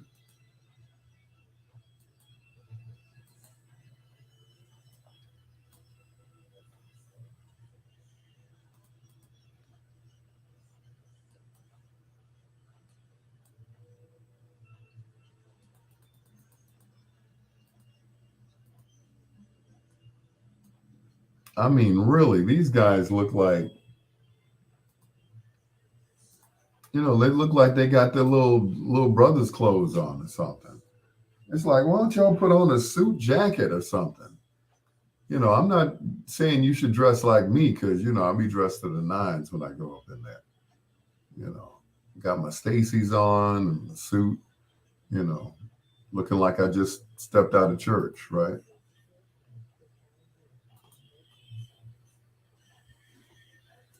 But it's like they don't, you know, I mean, to me, and I might be wrong, it looked like that the guys don't have no game. Their game is like, you know, talking stuff, you know, and I'm sure some of them got, real good jobs and all of that stuff, but they they choose to dress like that. They just do. They choose to dress like, you know, nothing so appealing as a well-dressed black man. Thank you, Tanya. I appreciate that. Because I like to think of myself as a well-dressed black man. When I go out, every Sunday, I can't wait to put on a suit. I wear blue jeans to work every freaking day. Sometimes I wear the same pants for a whole week. And then on Friday, I look like a totally different person. They look at me like, where are you going? I got my real gig on Friday and Saturday. So, yeah, I'm going out to kick it. So that's it. Yeah,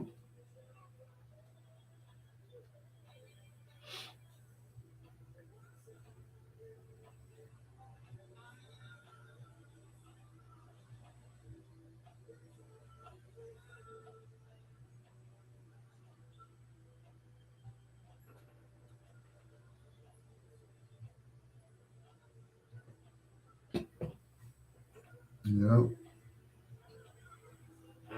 But those other guys, you know, and I don't know what it is because I asked this one girl. I said, y'all like the way them guys dress? It's okay. Oh, it's okay because how you dress is a representation of how you act. You'll never see a guy get in a fight who has on a suit. You just won't, unless somebody with their cap to the back got on a Pele Pele jacket on, strikes the first blow. Then I think that brother come out that suit jacket and whoop his, what. But my thing is, if you're dressed to the nines, you got on a nice suit, some nice shoes, watch, a pinky ring, not necessarily a tie, but open collared shirt, and that's it. I think that, you know, that's how a man should dress when he goes out. You know, they say dress for success. Don't dress like you want to look like a mess. I'm just saying. But if they like it, I love it. Hey, I'm like, really, really, lady? They'll put me down in a heartbeat. Oh no, brother, no. I get that all the time. Oh, you too old. Too old for what? But you think I'm gonna fall out on top of you or something? To me, age is just a state of mind. It's not always a state of being. I could be standing next to another 62-year-old. You'd be like, okay, who's older? You'd be like, him? Yep, okay.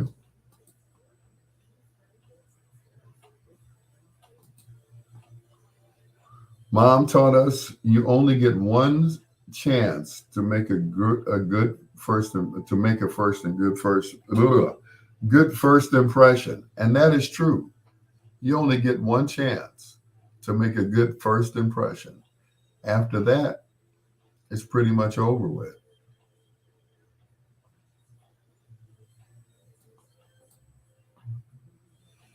It's pretty much a done deal. You know,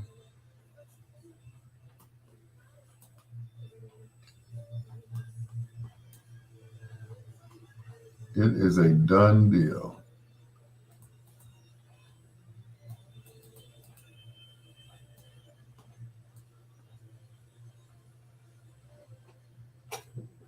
You know, you you dress like you want to, be taken seriously, not like a clown. You know, if you're dressed like every other guy in the room, then what makes you stand out? What makes you special? What makes you different? And the answer is nothing. Nothing. Not a thing.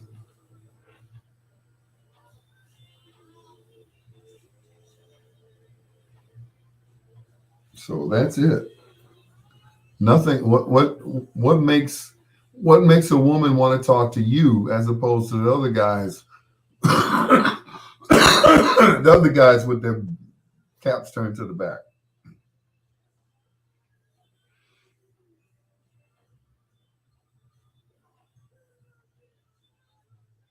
I mean, I'm just saying.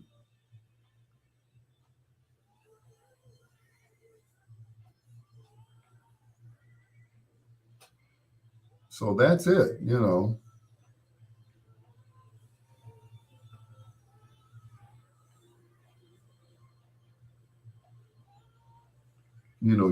dress like you know like you want to pull somebody.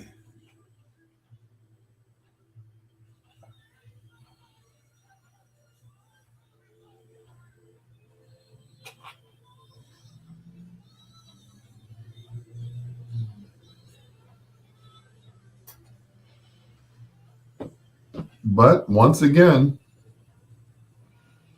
you know, the way you dress is what you want to attract.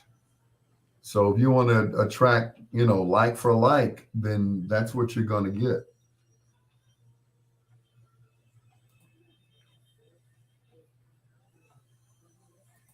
But my thing is, if the girl's got any sense, and I'm not just saying it because I wear a suit all the time, I'm just saying that 9 times out of 10, that brother ain't going to want to fight. He's not going to get out of pocket with you because, he ain't going to want to slap you and blood fly all over his suit. No, he's not going to want to do any of that, you know. And I know you all have heard this before. The way a man treats his mother is how he treats a mate. If he loves his mother, then he'll love his mate. Point blank. End of story. If he loves his mother, then he'll love his mate. It means he loves women. He's a lover of women. Not necessarily a lover like a player, that type, but he's a lover of women. He respects women. If he respects his mother, then he respects whomever he's going out with. And that's it. That's all I'm saying. It's that whole mistake. I'm sorry, that whole respect factor. And that's it. You have to respect yourself first. And that's it. It is what it is. So, women are always saying they don't want to date an older man. Okay. So we're in a lineup, right? So it's 4 guys, and they all got their caps turned to the back. They all standing like, and then there's me in a 3-piece suit, pressed shirt, collar just digging into my skin, freshly shaved, beigeined, wearing Stacy's. Who are they going to take?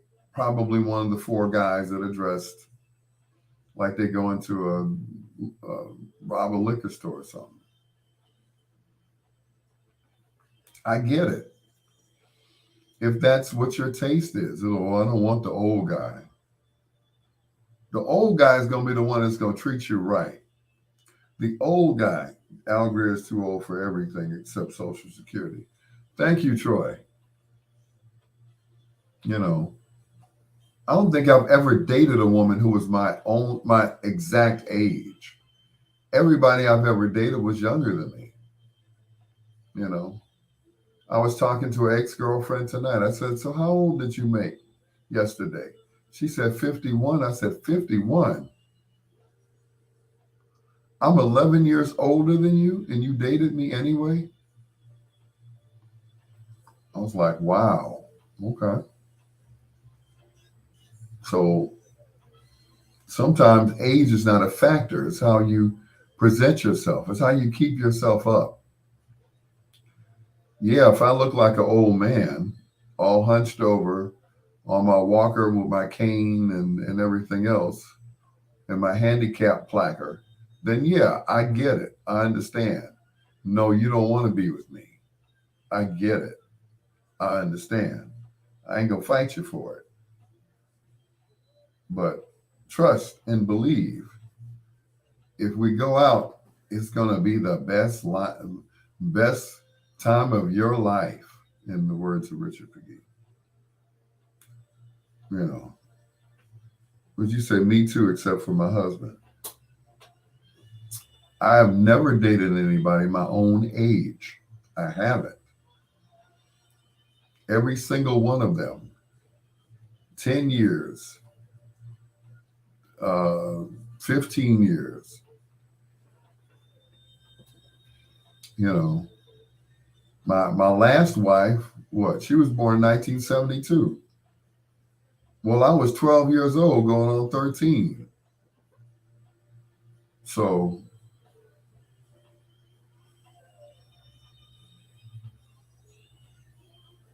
didn't matter.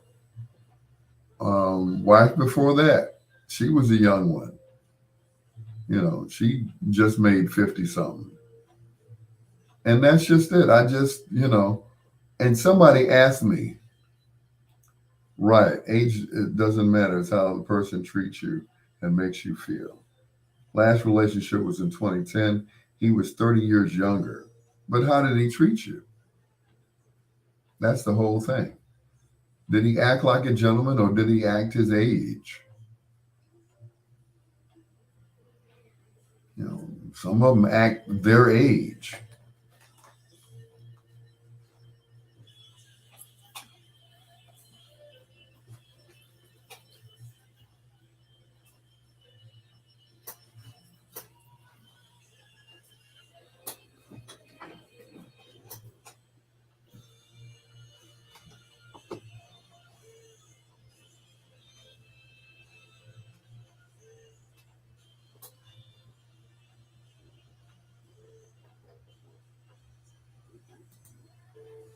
Dang, Maurice White, tell me how you really feel on them drums.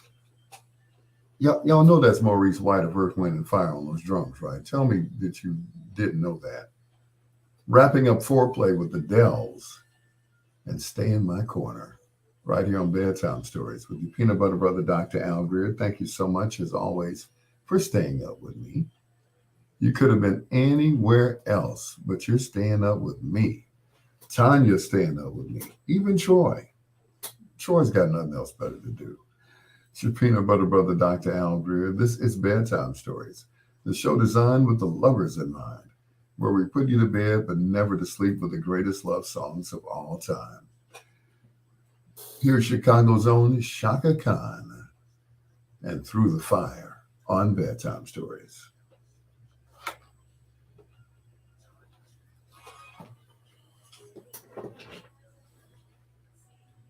Peanut butter brother, Dr. Al Greer. This is Bedtime Stories, the show designed with the lovers in mind, where we put you to bed but never to sleep with the greatest love songs of all time. Here's Chicago's own Shaka Khan and Through the Fire on Bedtime Stories. 2 years we were together until he told me that he was 19 instead of 29. Up till then, we got along fabulously. I left him because I knew he had to grow through his 20s.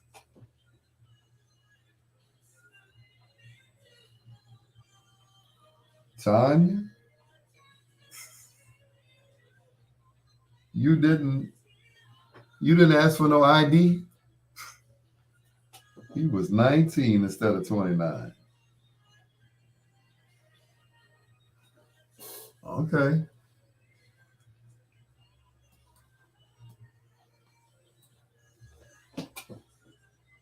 Mm.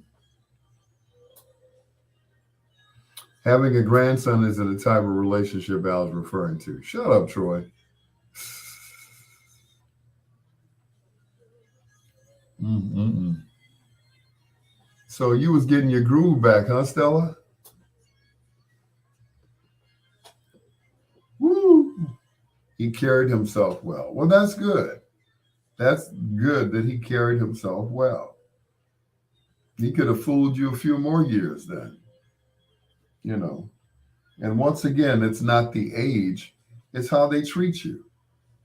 It's how they present themselves as a young man or older man or whatever you prefer. But when you carry yourself in a certain manner, then people tend to treat you differently. If you're out there like everybody else, just, shucking and jiving and bobbing and weaving and, you know, clowning, no one's going to take you serious at all. It's like you're a clown like the other guys. All of y'all are just clowns.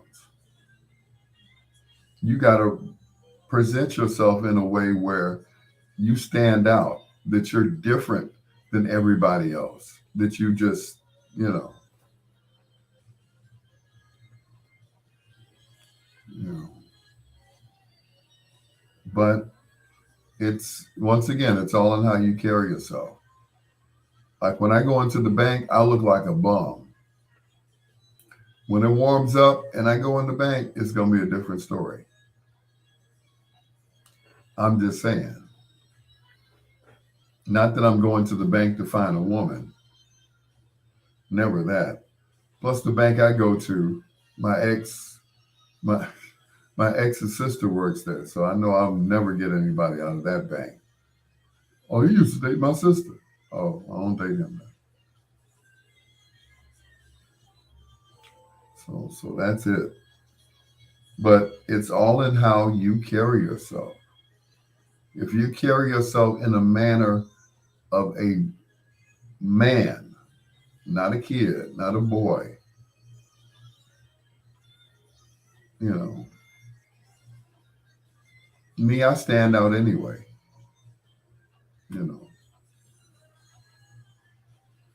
know, they don't know if I'm older or not. They just assume by the way I'm dressed when I go out.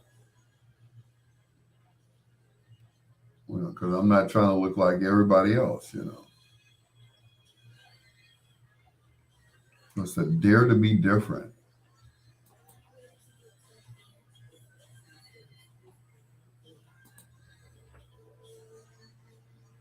Sometimes you just have to step out, you know, step out on faith.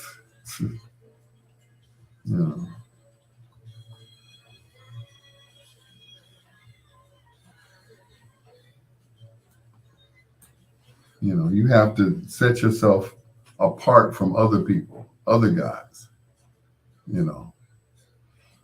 Um, this guy did an interview on me once, and he was dressed to the nines. So I was like, I didn't, I almost felt bad there for a minute. I'm like, oh, I got a suit on. Okay, I'm straight. But if I had come in there with blue jeans on, you know, looking like I've been standing on the corner of the liquor store, in front of the liquor store, I don't think he would have wanted to interview me. I'm just saying, you know.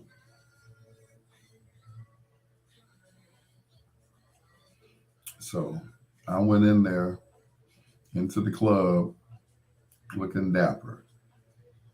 Every Friday and Saturday, I'm at Williams and Pizza. I walk in there, got my hat on, whatever shoes I'm wearing or boots, and I'm looking different, not like everybody else. At least I don't think I do. I look around the other guys and they all Got on blue jeans and Pelly jackets or whatever.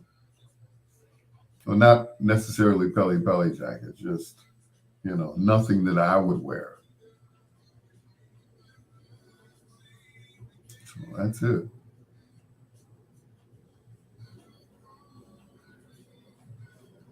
But, that ain't my thing dressing like that. It isn't.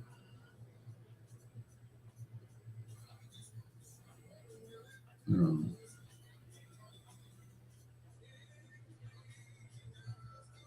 know, sometimes sometimes you want to stand out. If you want to blend in, then, wear what they wear. So works for me. If you don't want to be seen,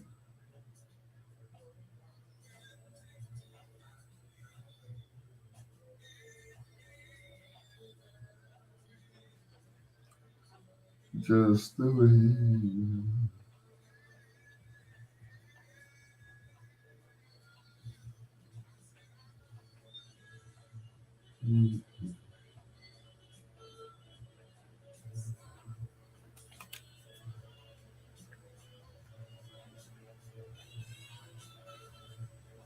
He said, I've never been one to jump on bandwagons. I know that's right. You know,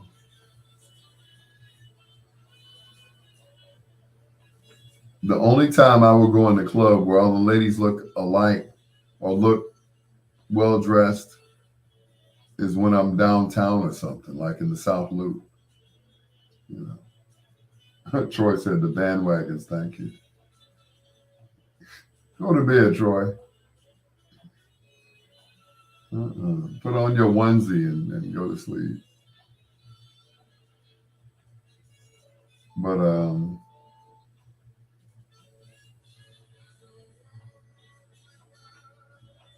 you know, there's a popular alcohol that has a picture of Marvin Gaye and it says, what is it? Dare to be different or something like that. Don't blend in is what it says. So don't blend in. Stand out. Stand out.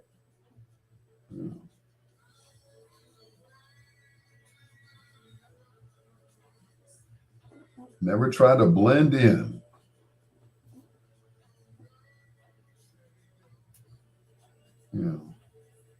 Like when you go to ask somebody, so what attracted you to me?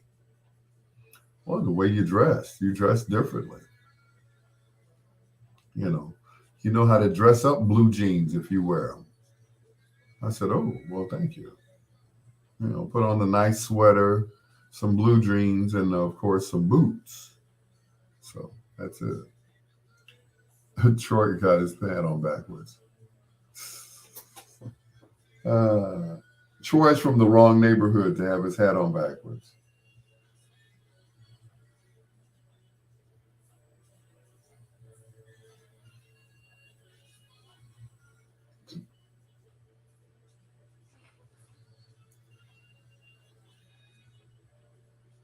Plus, Troy thinks Weird Al Yankovic is like the white Michael Jackson.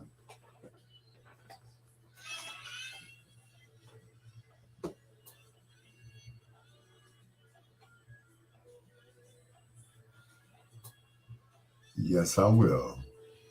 Love you just the way you are.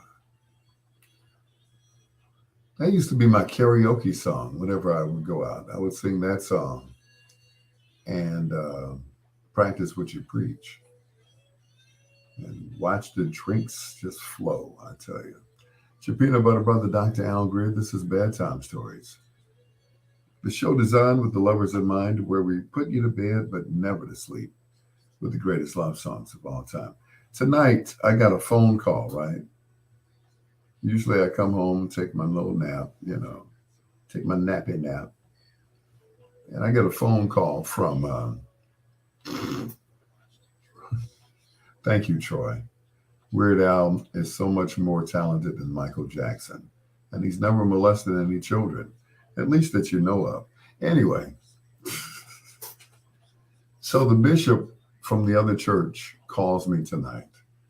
He said, "Who made that song? You know, the one I came back to let you know, got a thing for you, and I can't let go.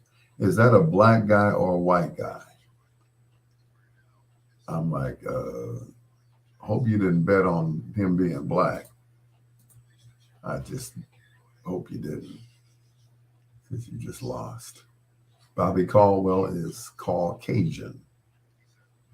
He just sounds like he's a brother standing on the catwalk. It's your peanut butter brother, Dr. Al Greer. This is Bedtime Stories, the show designed with the lovers in mind.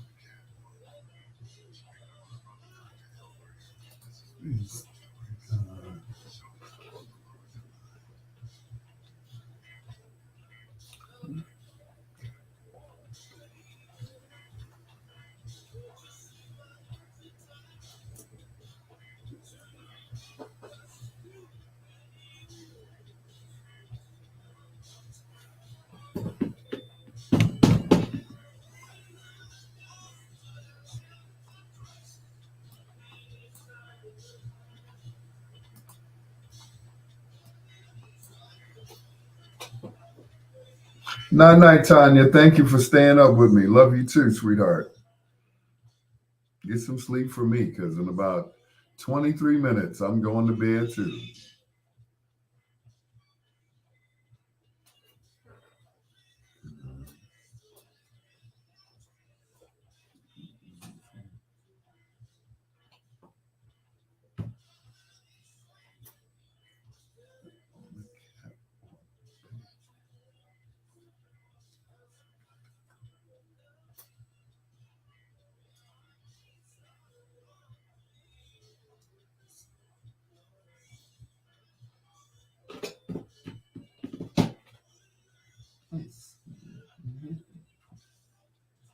Yes, I work hard.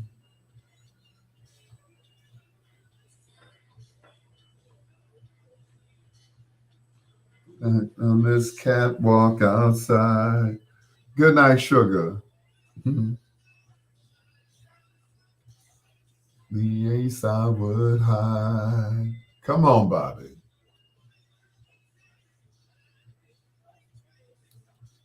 Now I'm stuck on this catwalk outside. I looked up twice. So I would hide.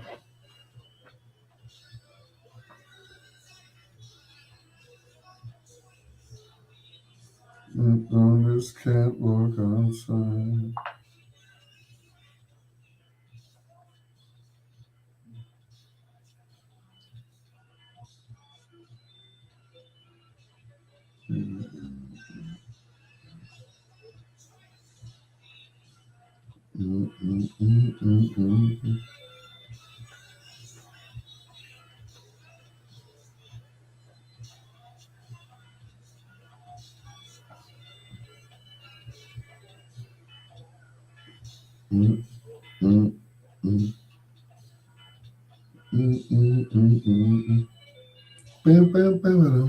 Back at the hospital again? Uh-oh, she about ready. I told you. About 3 o'clock.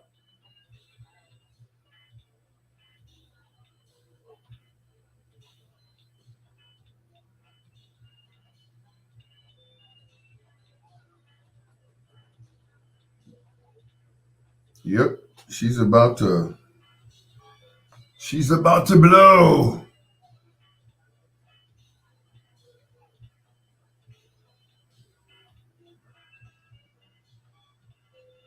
Mm-mm-mm.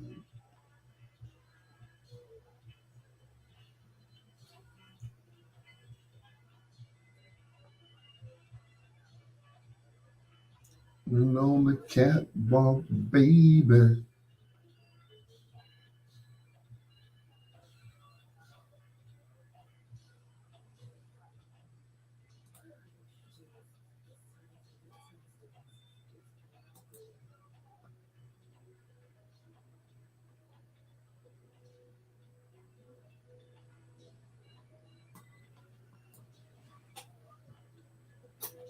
Latanya Lynn Garrett, what's going on? Sugar, sugar, sugar.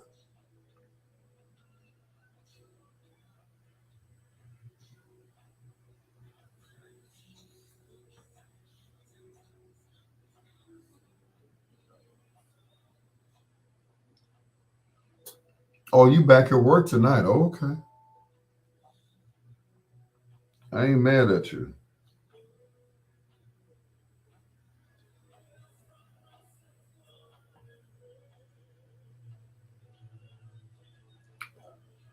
To your part-time job. Lawana, what's going on? So that means you're not at La Rabita. So you pouring drinks tonight, huh? In the South Loop.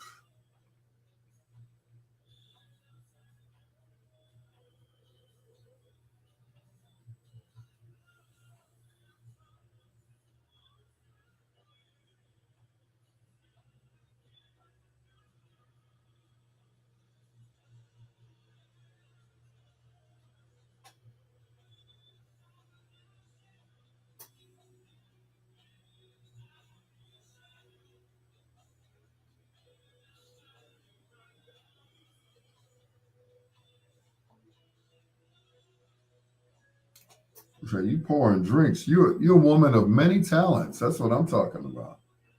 I like that.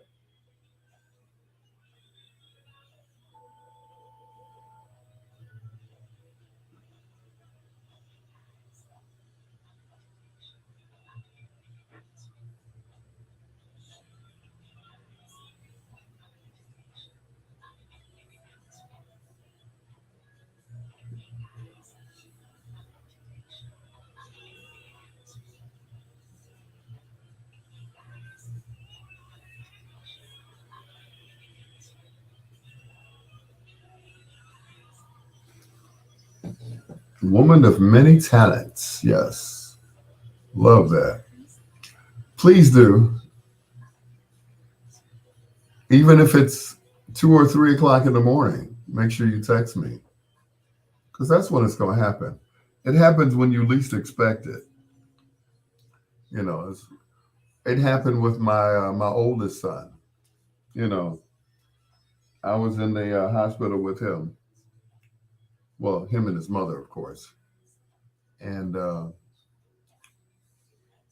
she had not fully dilated yet. So I asked the doctor. I said, "You think I could run, get something to eat, and come back?" And the doctor said, "Yeah, she's not going to have the baby for another hour or two." I said, "Okay." I said, "Baby, I'll be back. Okay, I'm going to get something to eat from Doc's." So you know where I was on 35th Street, right?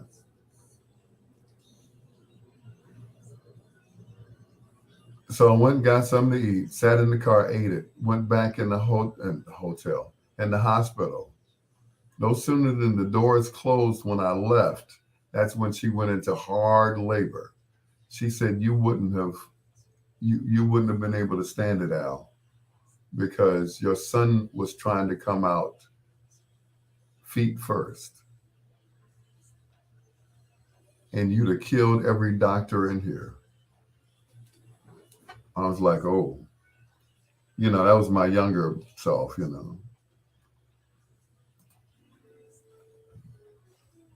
Blue Eyed Soul back to back. Gino Vanelli, Bobby Caldwell, Living Inside Myself, right here on Bedtime Stories. The show designed with the lovers in mind, where we put you to bed but never to sleep. The greatest love songs of all time. Pamela Hawkins is about to become a grandmother, I guess, again. I guess. Mm. So am I. I'm about to become a grandmother too. I mean, a grandfather too. In March. Yep, in March. Got a baby girl coming. Yeah. Get ready to get spoiled. Okay. I've already spoiled one child. So, yeah. She said number 3. This will be number 8. 8 is enough for me. Yeah. All these grandchildren. I can't wait to take a picture with all of them, especially Mimi, because she looks like me the most. It's crazy. It is crazy. Here's Brenda Russell, singer, songwriter, and producer in the thick of it.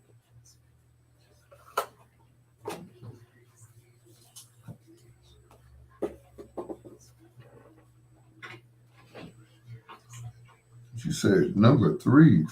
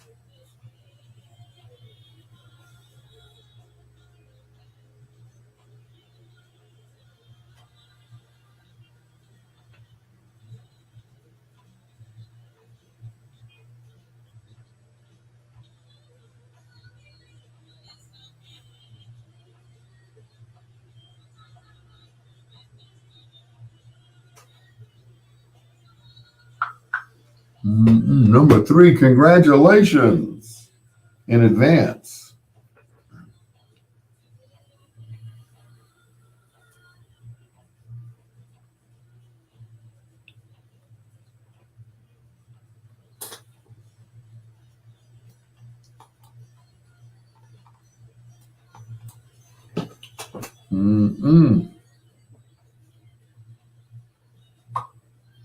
Yep, my daughter's on bed rest. I'm like, wow. She said, your granddaughter trying to get here before March. I'm like, oh.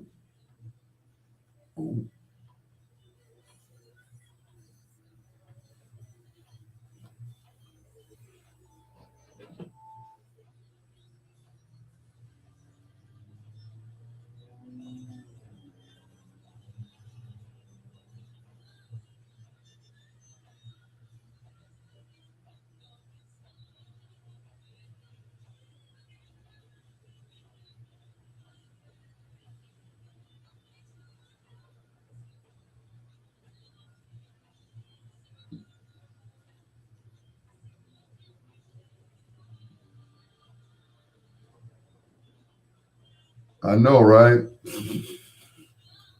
I love it. Because, see, I still look young enough to go out with my grandkids and people to ask me, is that your daughter? Yeah.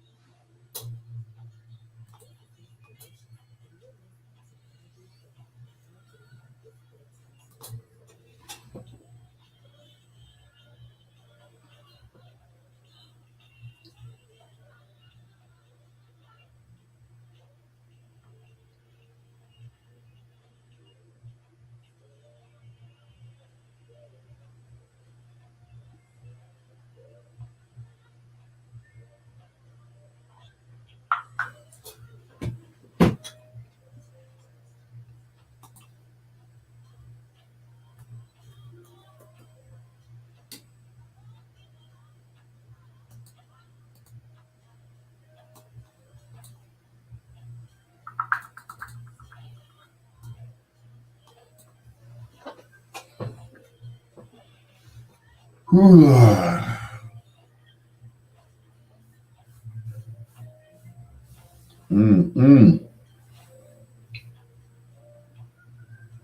gonna sleep good tonight. Going straight to bed. I'm only gonna watch one episode of Two and a Half Men. The other one's gonna watch me. And already warmed up my room and everything.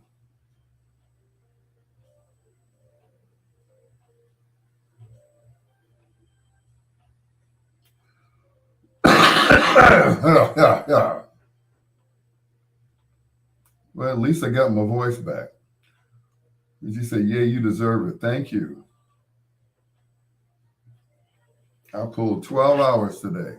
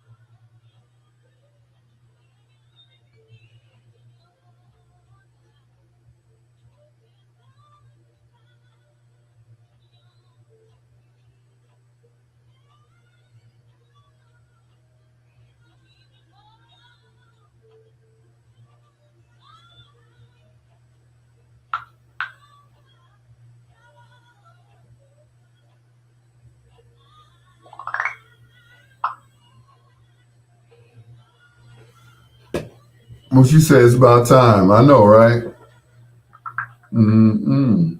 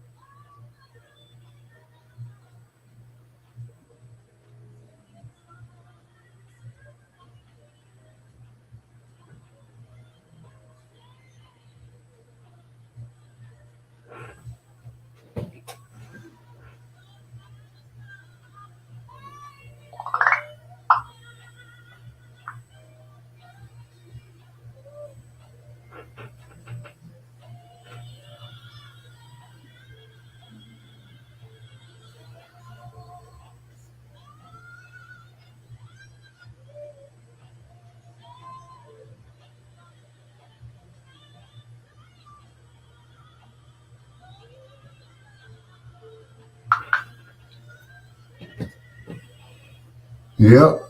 You get some sleep too.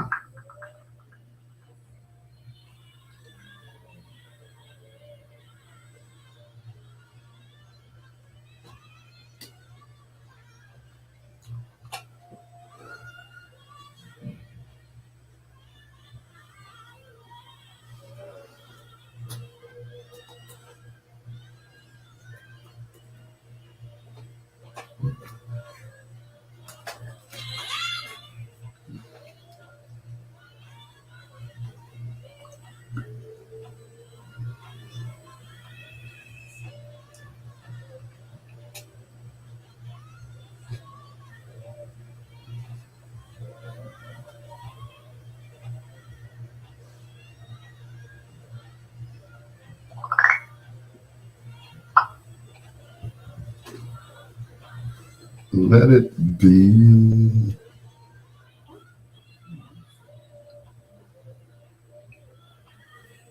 I just had to play that. I just had to hear it. The Queen of Soul, Aretha Louise Franklin.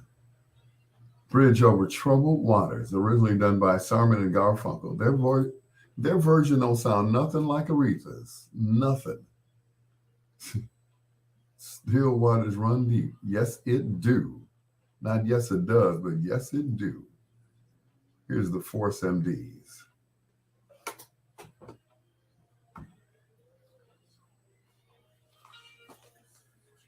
Mm-mm.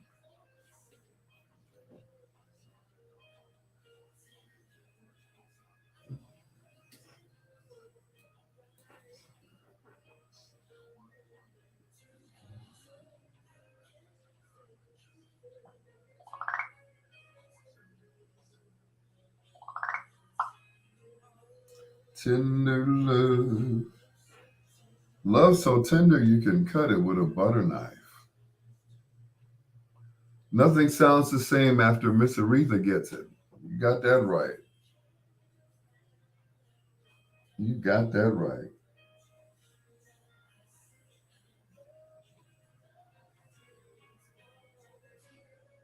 That is for sure.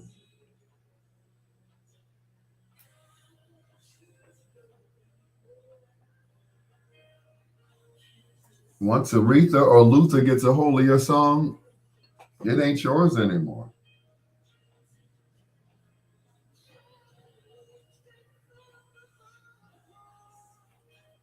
Eureka. Thank you. Thank you, funny man.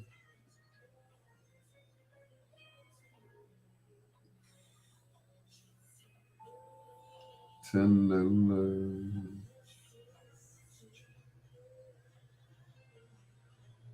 to you.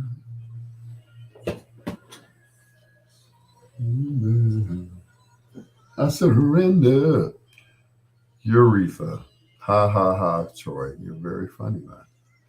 You're funny, man. Hey, you're a funny guy. You're a funny guy.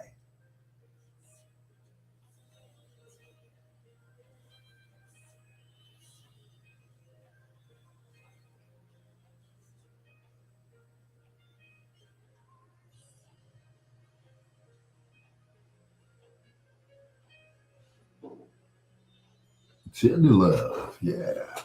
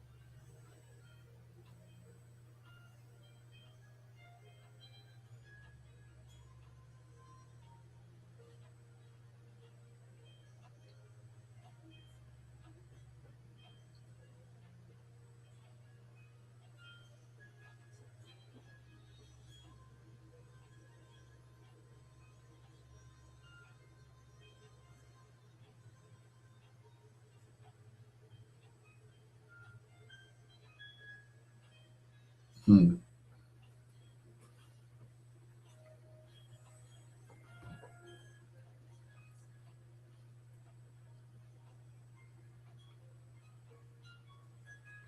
Hmm. I guess Jimmy Jam and Terry Lewis figured that song didn't need no drums. Huh? Force MD's Tender Love from the Crush Groove soundtrack. That was probably one of their biggest hits and one of the best songs that they ever wrote. Jimmy Jam, Terry Lewis. And this was when they hadn't even produced Janet yet. Man, that's going to do it for me, Al Greer. Thank you so much. Lawana, Pamela Hawkins, congratulations. Grandma. Can we say it already? Grandma. That baby's coming at 3 o'clock in the morning. That baby has no watch on, okay? Latanya Lynn Garrett, thank you as always. Tanya Cooney. Um, who else? John Caldwell, Russell Shake and Bake. Ken Watlington, thank you so much. Everybody.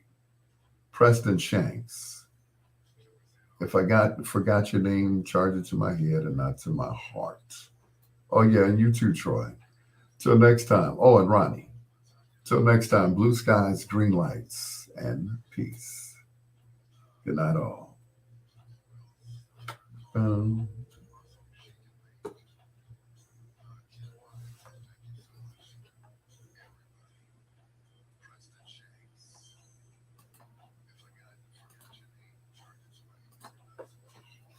and we're done here. Green lights and peace. Good night, all. Good Lord.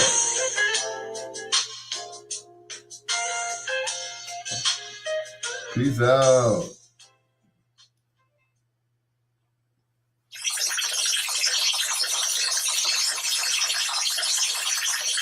Night, night, Pam. Okay. Hope that's not on my station.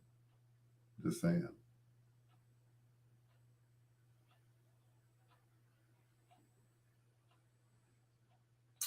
Oh, well, maybe it'll kick in a few minutes. Let me check my station, see if it's making that noise. Good night, all. Appreciate you all. Love you all. Get some rest, Miss Hawkins. Lawana, I'll see you soon. I've been missing the show by a few minutes. You ain't missed nothing. I just got my voice back tonight. Peace out.